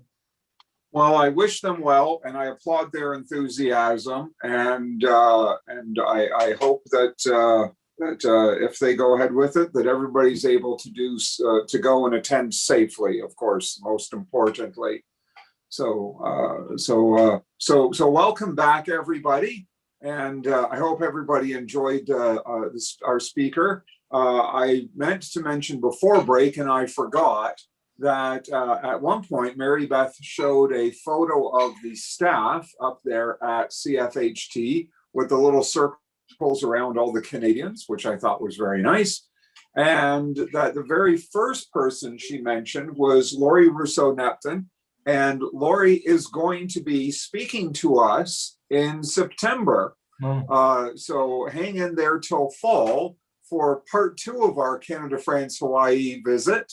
And we'll be hearing from Laurie, the very first person she pointed out in that photo. Then Laurie is a researcher working at Cfht right now, and she's going to be talking to us about her particular field of research then. So that's something for us to look forward to. But we need not look forward to any more this evening. We're at the point of the evening where we give away door prizes. Yay! So we've got 4 wonderful door prizes, and here with us tonight. So do we have Maya with us? Maya, are you here with us tonight? Yes, we do. I also brought Mr. Arnold Schwarzenhamster. Arnold Schwarzenhamster. Yeah. Fantastic. That's great. That's wonderful. That's great. I'm trying to roll the dice. We're ready to roll the dice. We have 4 books to go out tonight, okay?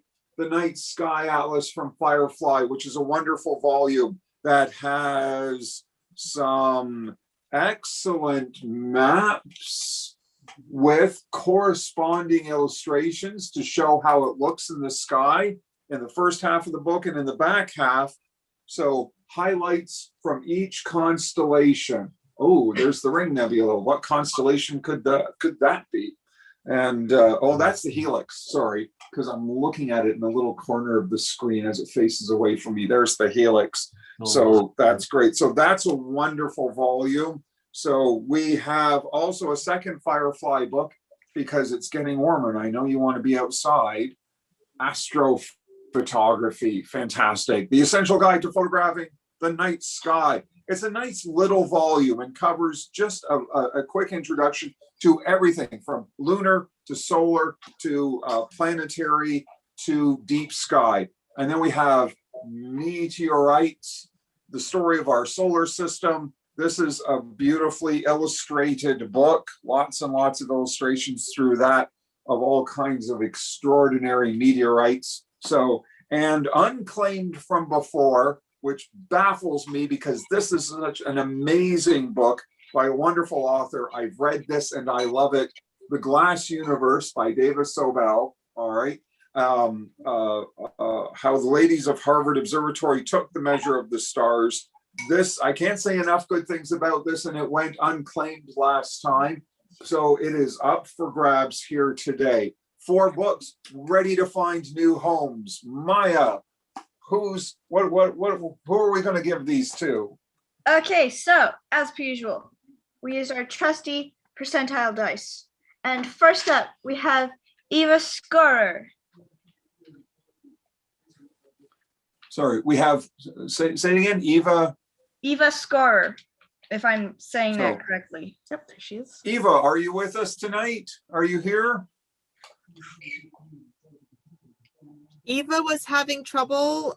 She's been in and out. She was here on her phone. I see her in the participant list, so she must still be with us. So, okay, fantastic. Well, Eva, if we might not be able to hear you, but if you can hear us, congratulations. And the way this works, of course, is that each prize is available for porch pickup here at my place. Everyone who's a winner, get in touch with me directly, chair@amateurastronomy.org, and we'll set it up so that we can put this in your hands. So congratulations, Eva. So Maya, who's next? We have HAA Chris. So good. Good. Woohoo! All right, thank you. So Right. wonderful, Chris. That's Chris Stretch, who you'll be hearing from shortly. Well done. Congratulations, Chris. Chris, is this your first door prize ever? I don't ever remember you winning one. I think it's my second. Very good. Good for you. So excellent. Okay, Maya, who's next? Next, we have Ron Prokop. I apologize if I'm saying it wrong. Hi there, that's me. There he is. So, yay, Ron. Fantastic. So good for you. Congratulations. Ron, make sure you get in touch with me so we Perfect. can make arrangements to get one of these to you. So, Super duper. so, and Maya, we've got 4 tonight. Who is our last one? All right. Number 4 is Aneshka Frickleton. Hey, fantastic. Fantastic. So, Thank you. yay, there you are. Good for you. Congratulations to you. Congratulations to all of you. That's wonderful. So, and as I said, everybody get in touch with me directly. We'll make arrangements for you to pick these up. So terrific. And so wonderful. Now, before we hand things over to Chris, right, who's probably all heady from his recent door prize win, we'll give him a minute to recover from that. And I'm just going to take the opportunity to say a thank you, because I'm looking over the list there and I see that Swapna is with us tonight. And I want to send out a thank you to Swapna. Swapna was I would say, about to say instrumental, but she was really the driving force behind arranging our speaker tonight. She was the initial contact, and I can't say enough good things about Swapna in helping make that happen for us tonight. All right, all of these things that the club does, it happens because of the members, just all of you pitching in and doing something. The club is absolutely what you make of it, and Swapna made it something awesome tonight by reaching out to Mary Beth and making that happen. So thank you, Swapna. Appreciate it. Thank you, John. Chris. So excellent. Chris, are you ready? I'm as ready as I'm ever going to be. So Fantastic. So thanks, that's John. Wonderful. So this is Chris's first time doing the sky this month. Normally we hear from Matthew Mannering at this point, and Matthew wasn't available to do this for us. Now, Chris has some pretty big shoes to fill here, but I'll point out a couple of things here. Chris has done all kinds of amazing things for this club. He's our digital platforms director. He is to us what Mary Beth is to CFHT. And he handles our website. He handles all of our social media.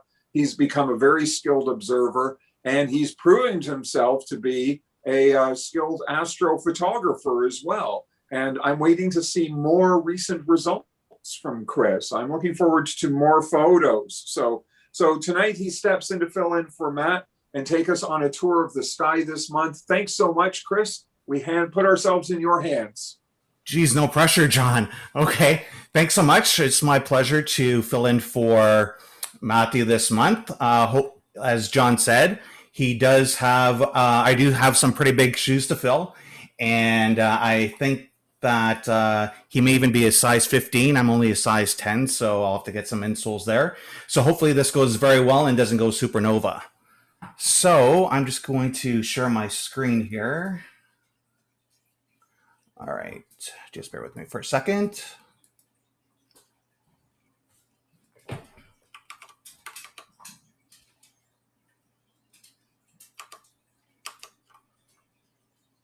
Now we're going to share this.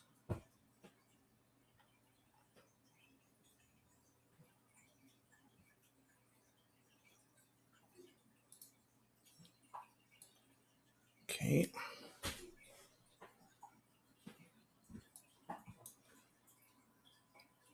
And share screen 1. Share. All right, can everyone see the full screen? It's good. Awesome. All right, so here's the sky this month for April 2021. And filling in for Matthew, who wasn't able to make it this month, as John said, will be filling in by me, his understudy. All right, so looking at April, April is Global Astronomy Month. It's led by Astronomers Without Borders, which is a nonprofit organization dedicated to building and cultivating community through astronomy. And if you want more information about Astronomers Without Borders, there's the website there, and you can view that at your leisure. And it's also International Dark Sky Week. It's going to end on Sunday. It ran from April 5th through April the 12th. So it's basically the International Dark Sky Association raising awareness of light pollution and what its impacts are for enjoying the night sky, for visual observation, as well as for astrophotography. And that was briefly touched upon by Mary Beth when she talked about the street lights in Hawaii there. And there's also going to be a virtual global star party on April the 17th at 3 p.m. And that is going to be hosted by a European organization at virtualtelescope.eu. All right, so now move on to talking about the Perseverance landing on Mars. Matthew briefly discussed Perseverance in February, and I'm just going to provide some additional updates. After launching in July 30th of last year, Perseverance landed this year on February 18th at the site of an ancient river delta in a lake that once filled Jezero crater. And it's the goal of the mission for the rover to spend at least 2 Earth years or 1 Mars year exploring the landing site region. It traveled about 293 million miles to get there, so 470 million kilometers to get to Mars. According to NASA, the closest 2 planets, so Earth and Mars, the closest that can reach each other is 33.9 million miles. So it took the long way around the block. So that's 54.6 million kilometers. The rover weighs 1,025 kilograms. And the key objectives are, first, to explore a geologically diverse landing site, assess the ancient habitability.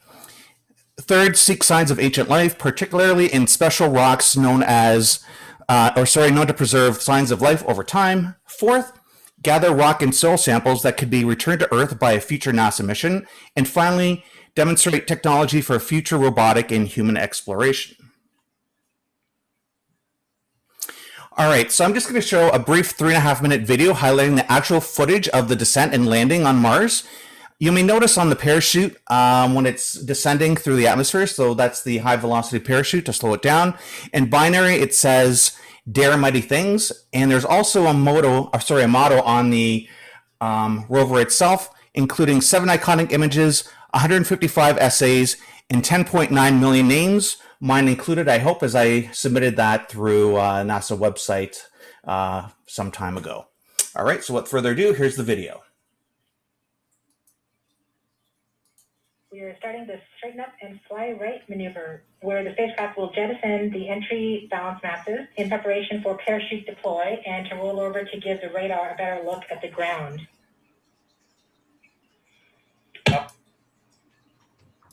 Okay, indicate chute deployed. The navigation has confirmed that the parachute has deployed and we're seeing significant deceleration. in the velocity. Our current velocity is 480 meters per second at an altitude of about 12 kilometers from the surface of Mars. Heat shield set. Perseverance is now slowed to subsonic speeds and the heat shield has been separated. This allows both the radar and the cameras to get their first look at the surface. Current velocity is 145 meters per second at an altitude of about 9.5 kilometers above the surface.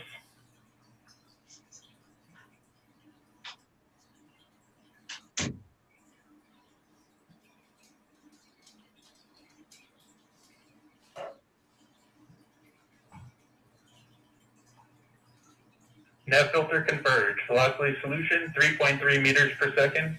Altitude 7.4 kilometers. Now has radar lock on the ground. Current velocity is about 100 meters per second, 2.6 kilometers above the surface. Three. Perseverance is continuing to descend on the parachute.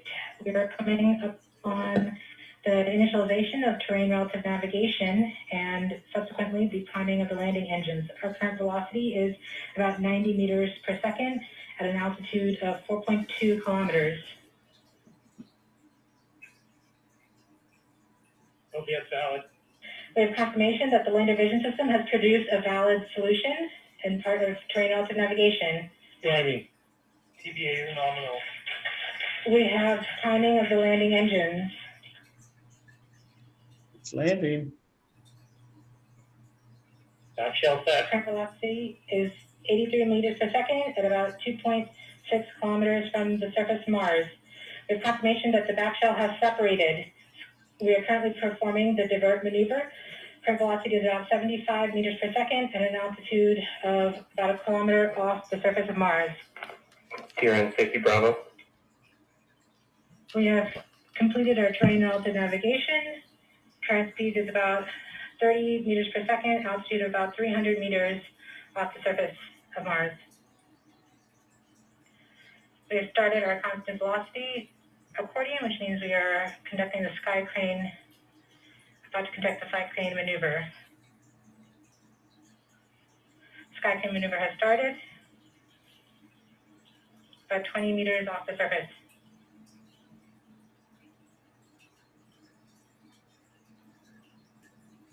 We're getting signals from MRO. Tango Delta. Touchdown confirmed. Perseverance safely on the surface of Mars, ready to begin seeking the sands of past life. We are starting to straighten up. So, as you'd probably agree, that's quite a feat of engineering. And considering the distance and the technology involved, like, it's amazing that it actually happened. I remember when I actually saw it for the first time, I got goosebumps.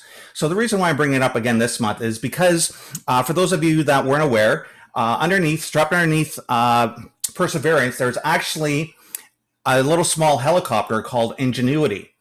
And it was released from Perseverance on Saturday, April the 3rd.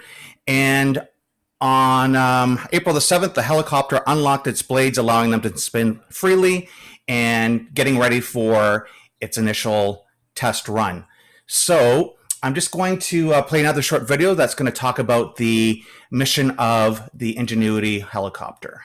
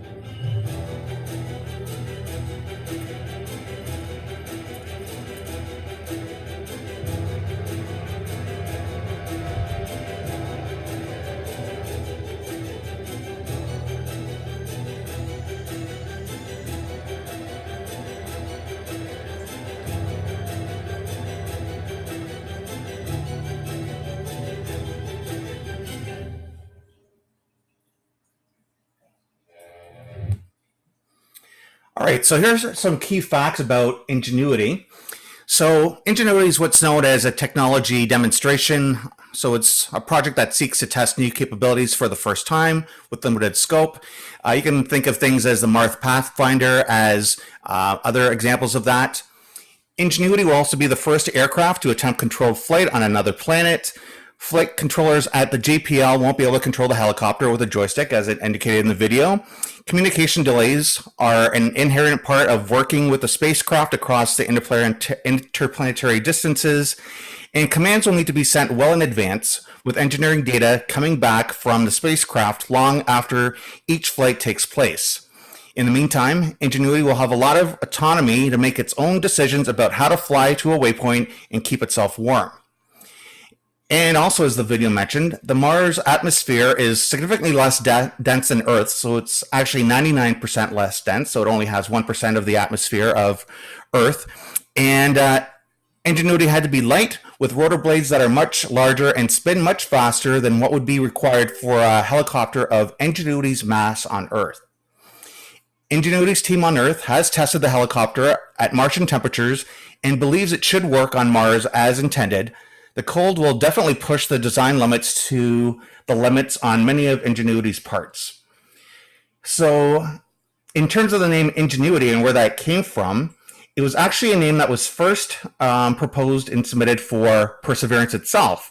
A high school student by the name of Vanessa Rupani of Northport, Alabama, submitted the name, and as you all know by now, that Perseverance was actually chosen, but NASA officials recognized the submission as a terrific name for the helicopter, given how much creative thinking the team employed to get the mission off the ground, literally and figuratively. Okay, some more Ingenuity key facts. So the chopper itself will communicate wirelessly with Perseverance by remaining within a 1 kilometer radius of the rover itself. It has a rotor system made of 4 carbon fiber blades arranged in 2 4-foot or 1.2 meter counter-rotating rotors, spinning at about 2,400 RPMs. And here we have actually the first Perseverance selfie with the Ingenuity helicopter, dated from April the 6th. And it was the 46th Martian day or so of the mission. And it was taken by the Watson, also known as the Wide Angle Topographic Sensor for Operations and Engineering. That's a mouthful. Camera of the Sherlock, which is also known as the Scanning Habitable Environments with Raman and Luminescence for Organics and Chemicals. Instrument located at the end of the rover's long robotic arm. Perseverance selfie with Ingenuity is made up of 62 individual images stitched together. Once they are sent back to Earth, they were taken in sequence while the rover was looking at the helicopter, then again while it was looking at the Watson camera. The Curiosity rover takes similar selfies using a camera on its robotic arm. So, once all the initial tests are completed, the first test flight should occur as early as this Sunday. So just to give you an idea of the distance that Perseverance has traveled to date, so as of Sol 48, the total distance that it's driven is 1/4 kilometer. So that's the distance that you can see with this white line here, and the little teardrop is the location where it is right now, or as of Sol 48. And this blue dashed line is the Ingenuity planned flight path that it's going to take during its planned procedures. All right, moving on to historical events occurring in April.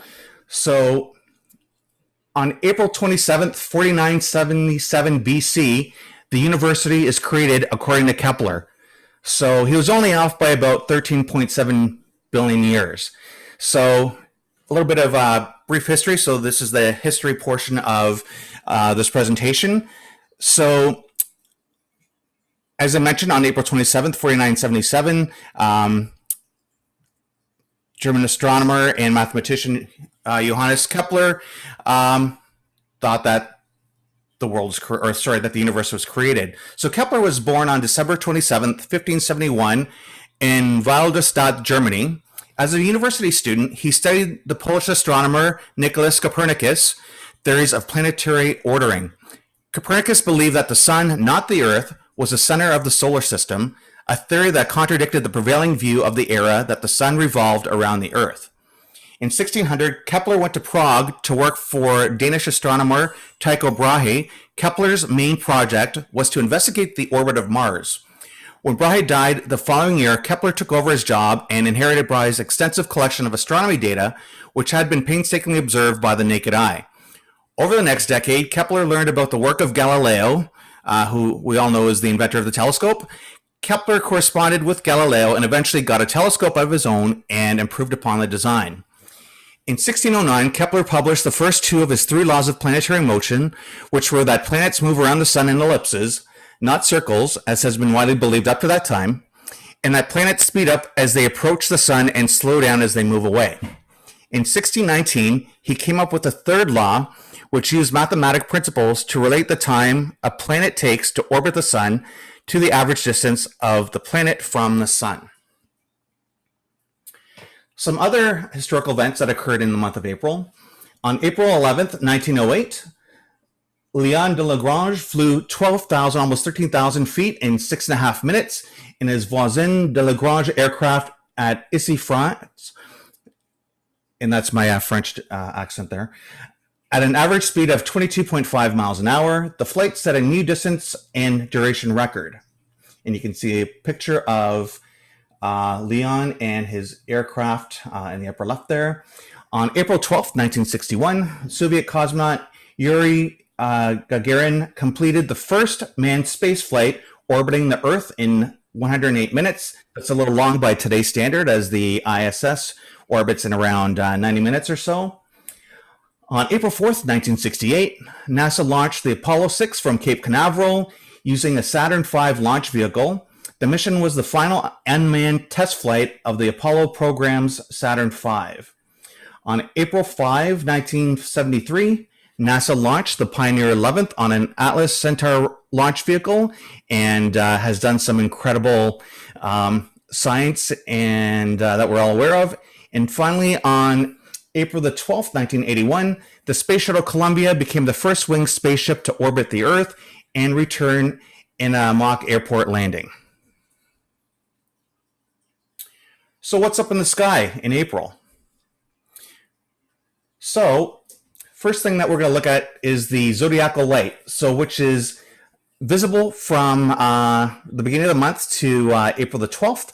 So for those of you that don't know, the zodiacal light is a wedge of faint light extending upwards from the horizon and centered on the ecliptic, so located below Mars and the Pleiades.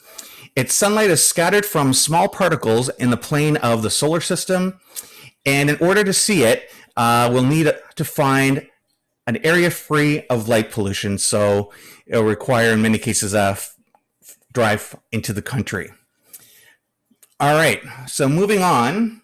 Spring is also galaxy season. My favorite, as John mentioned, I'm into astrophotography, and my favorite is by far photographing galaxies.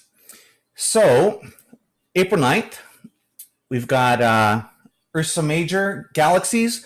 So with the Big Dipper being very high in the northern sky, it's home to several galaxies which can be viewed with high-power binoculars or moderate telescopes.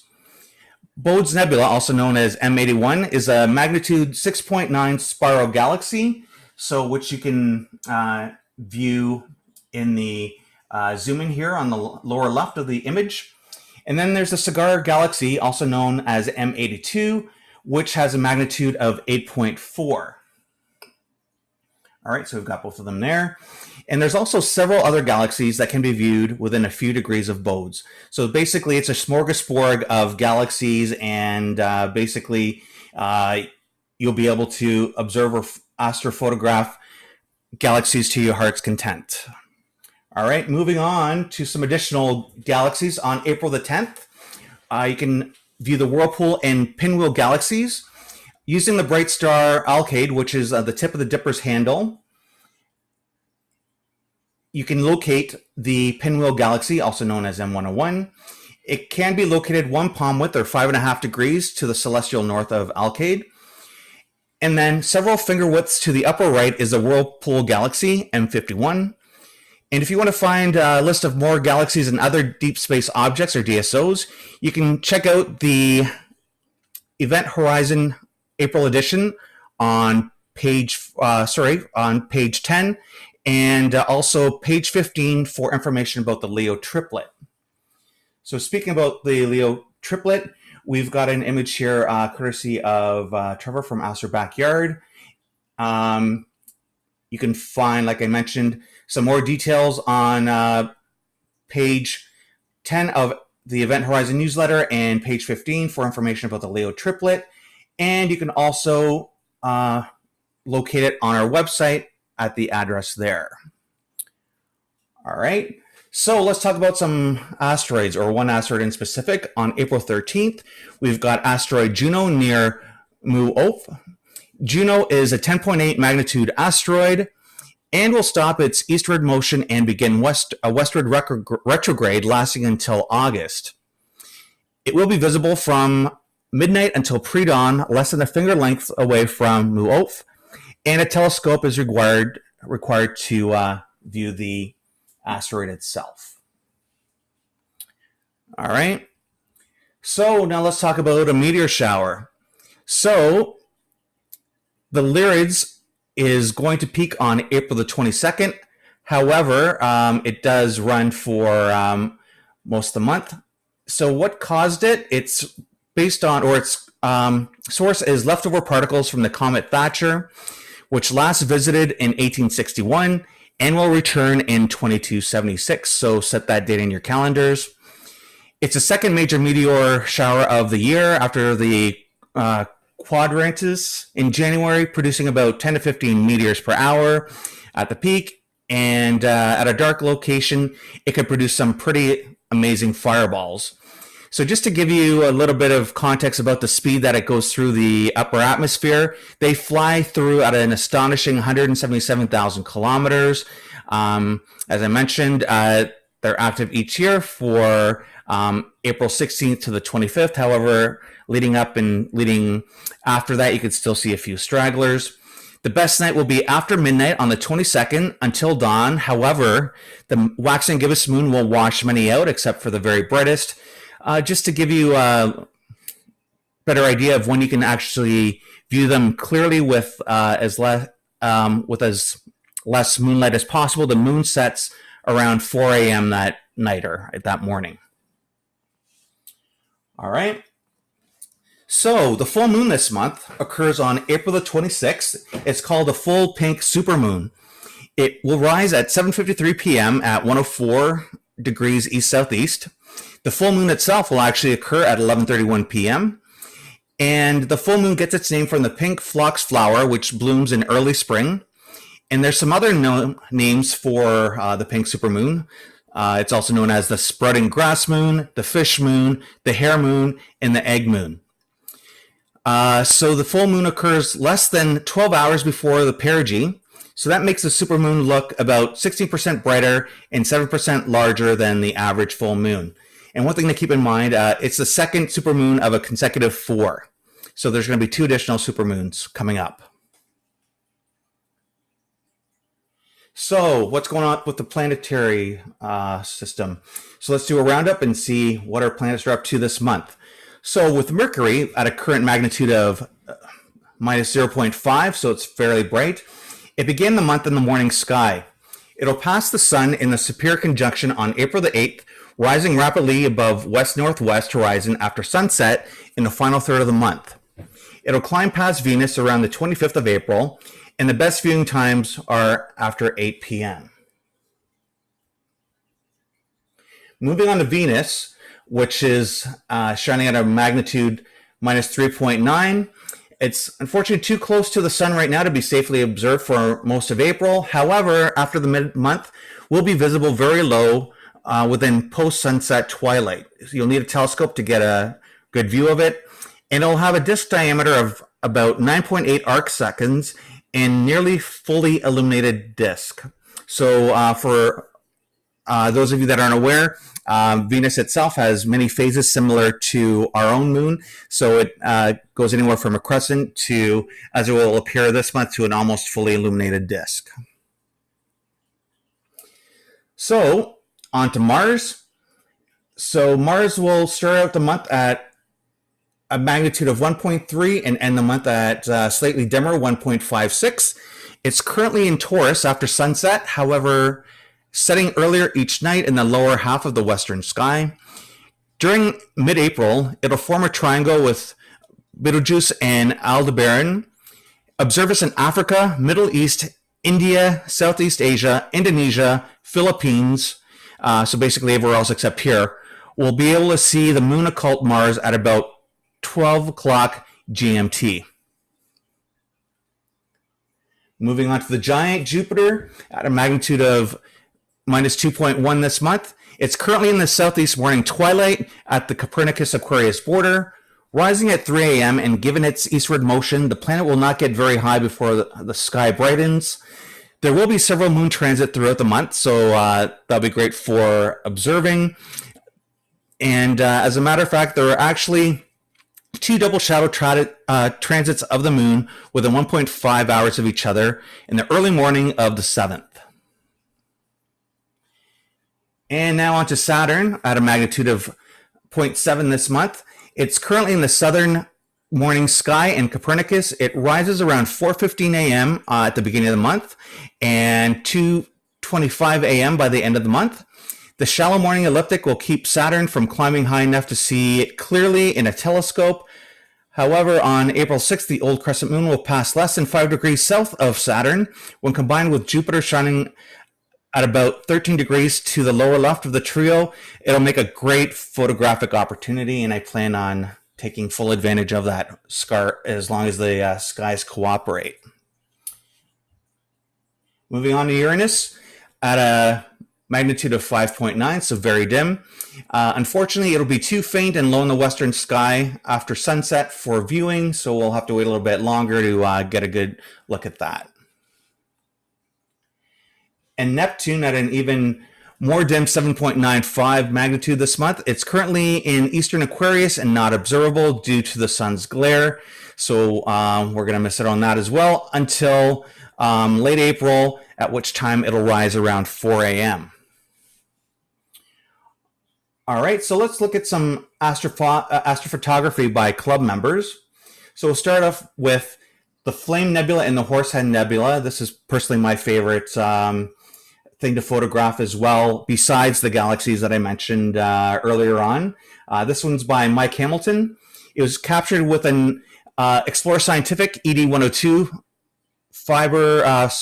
carbon fiber with a telescope with an EQ-R6 Pro mount and an ASI 294 MC Pro camera. It was taken using 5-minute subs in a total of 5.5 hours. Fantastic image. Moving on to Galaxy M106. Another great picture here. It was captured with a Vixen VC200L telescope, ASI 2600 camera, Vixen SXD2 mount, 80mm guide scope, ASI 290 guide camera, and an ASI Air Pro, easy for me to say. So for those of you that don't know what an ASI Air Pro is, it's basically like a little Pi computer that runs a special software that actually allows you to run all the control of the telescoping imaging session itself, and handles all the guiding as well. All right, moving on to the Orion Nebula, M42 and M43. So the Running Man Nebula, this one's by Andrew Bregno. It was captured with a Canon EOS-RA at f10. It used 38 subs at 150 seconds, resulting in 95 minutes of data. Another great picture. And for those of you that joined us last month, Brian Whitman shared his first astro photographic image that he took, and it was captured with a Nikon D5600, an 18-55 lens, and an 8-inch Dob. Fantastic first image of the Orion Nebula, and I'm sure he felt great about taking it. I remember when I got my first image, and I was giddy for days, almost as giddy as winning the door prize earlier this evening. All right, and now we're moving on to A Campfire in the Woods Under Orion, Taurus, the Moon, and Mars by Kevin Salwatch. So he talked about this a little bit earlier when he was in Minden, Ontario. So this was captured on March the 20th. It's a 5-second exposure with a Huawei P30 Pro. So it just shows you what kind of amazing photography can be captured with smartphones, with the technology that's available in them now. The cameras are just amazing on those right now. All right, so The Moon, Mars, and Aldebaran by Bob Christmas. It was captured using a Canon 40D with a 100mm lens. It used 2-second exposures at f3.5 and ISO 400 with a half-second exposure at f4 for the moon blended in. And it was captured here in Burlington, Ontario on March 19th. And a great photo from Bob. All right, so this month we also had, last month, had the opportunity to get many photographs of the Lunar X as well as the V and L. So it's basically an alphabet soup of various different things. I actually didn't realize that there's so many different letters. I've always known about the X, but I actually was not aware of the L itself. So the first one is by Janice Mannering. It was captured using a Canon T5i with a Williams Optec Redcat 51. I've got one of those scopes as well. It's a fantastic piece of glass, or pieces of glass, and shows in this image here. So you can see on the bottom left the L, further up by the X, and the V higher up. So it's pretty clear to see, and amazing photograph from Janice as usual. And we've got another photograph of the same three by Sergei Puksa. So we've got the L, the X, and the V. He captured his image using a Nikon D500 and a 200 to 500 millimeter telephoto lens. So another great image there. And we've got a couple more shots here, taken on March the 20th by John Govro, using his 5-inch refractor. So again, you can see the V, the X, and the L in a different orientation. And finally, we've got an iPhone image through a Vixen RF130 at f5 by Nika Srivastava, and great photograph there as well. So again, just to show what kind of amazing photographs can be taken with modern smartphones. All right, let's take a sneak peek at what's the sky this month for April 2024. A sneak peek, sort of steal anyone's thunder, and your thunder as well, Matthew, assuming you're going to be observing director then. So April 8th, 2024, we've got the total solar eclipse. So the eclipse begins at 2:03 p.m. with a duration of 2 hours, 27 minutes, 17 seconds. Totality begins at 3:18 and 11 seconds and will last for 1 minute and 49 seconds. However, the more further south you go, then the longer totality will be. So where will you be then? You're making plans for what to do, where to observe, where to take images of the total solar eclipse. It'll come up pretty fast, but more information from the club to come in the several months ahead. And that basically concludes my presentation. Next month, Matthew is back. I'm sure everyone's going to be very excited about having Matthew back. And thanks. Well, thank you, Chris. That was fantastic. Yes, I know everybody's going to be enthused to see Matthew back, but that was a special treat this month having you here in his stead. Thank you so much, and well done indeed. It was great to see everybody. I just have a couple of little parting remarks here before we're all done. one of the things that I'd like to point out is that, as you all know, we've been involved in BASF, the Bay Area Science and Engineering Fair, and that and a big thank you goes out to Chris and Joanne, who did a wonderful job judging for us this year. And they've been sitting patiently on the news of who the winner was so that BASF could announce it. We didn't give away anything ahead of time. But I'm very, very happy to say that this year the winner was Caitlin Johnson, a grade 9 student from Westdale Secondary School. And her project is CO2 Affecting You. Was beautifully done. It was the very essence of the scientific method. It was simple and direct, but she did absolutely everything right. And of course, it may not sound like a direct astronomical association, but of course, the kind of things she explored and experimented with were the very kinds of things that are being worked on on places like the ISS and other spacecraft and that. So absolutely extraordinary. You'll see more of her work as we're able to share it with you in the future. But I wanted to get that out there, and a big thank you to Joanne and Chris. I also want to put out that we had a fantastic newsletter this month. Beautiful photos. Peter Wolseley's photo right on up front on there.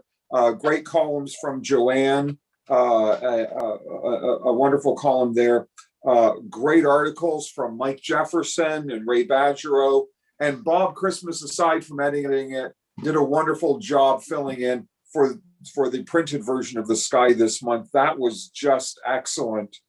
I want to thank our guest speaker tonight, Mary Beth Lachuk from Cfht. That was fantastic. I enjoyed that immensely. Thank you to Chris Stretch for doing The Sky this month for us. Thank you to Maya for once again doing a great job and finding good homes for our door prizes. Thank you to Sue McLaughlin for being the driving force behind the scenes that makes all of this happen each meeting. Thanks to all of you for coming together to put together a great meeting tonight. I know with the new restrictions in place during this, with the stay-at-home orders and the state of emergency, that we can't get out observing. We were just ramping up with the nice weather arriving and getting ready to reopen the park and get out there. And now that, of course, has to be put aside for the next few weeks until we can get out of this state of emergency. But as soon as we can, I look forward to getting back out there and seeing you out there.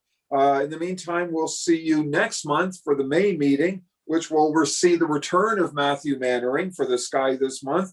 And hopefully shortly after that, we'll see you out there for some good observing as well. In the meantime, thank you all for tuning in tonight. A pleasure to see you. Stay safe, be well, and we'll see you all next month. So thanks, everyone.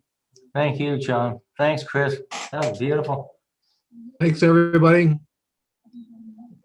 Thank you. Bye, everyone. Bye now. Thanks a lot. Good night. Have a good night. Hey, guys. Night. Good night. Good night. See you later, everyone.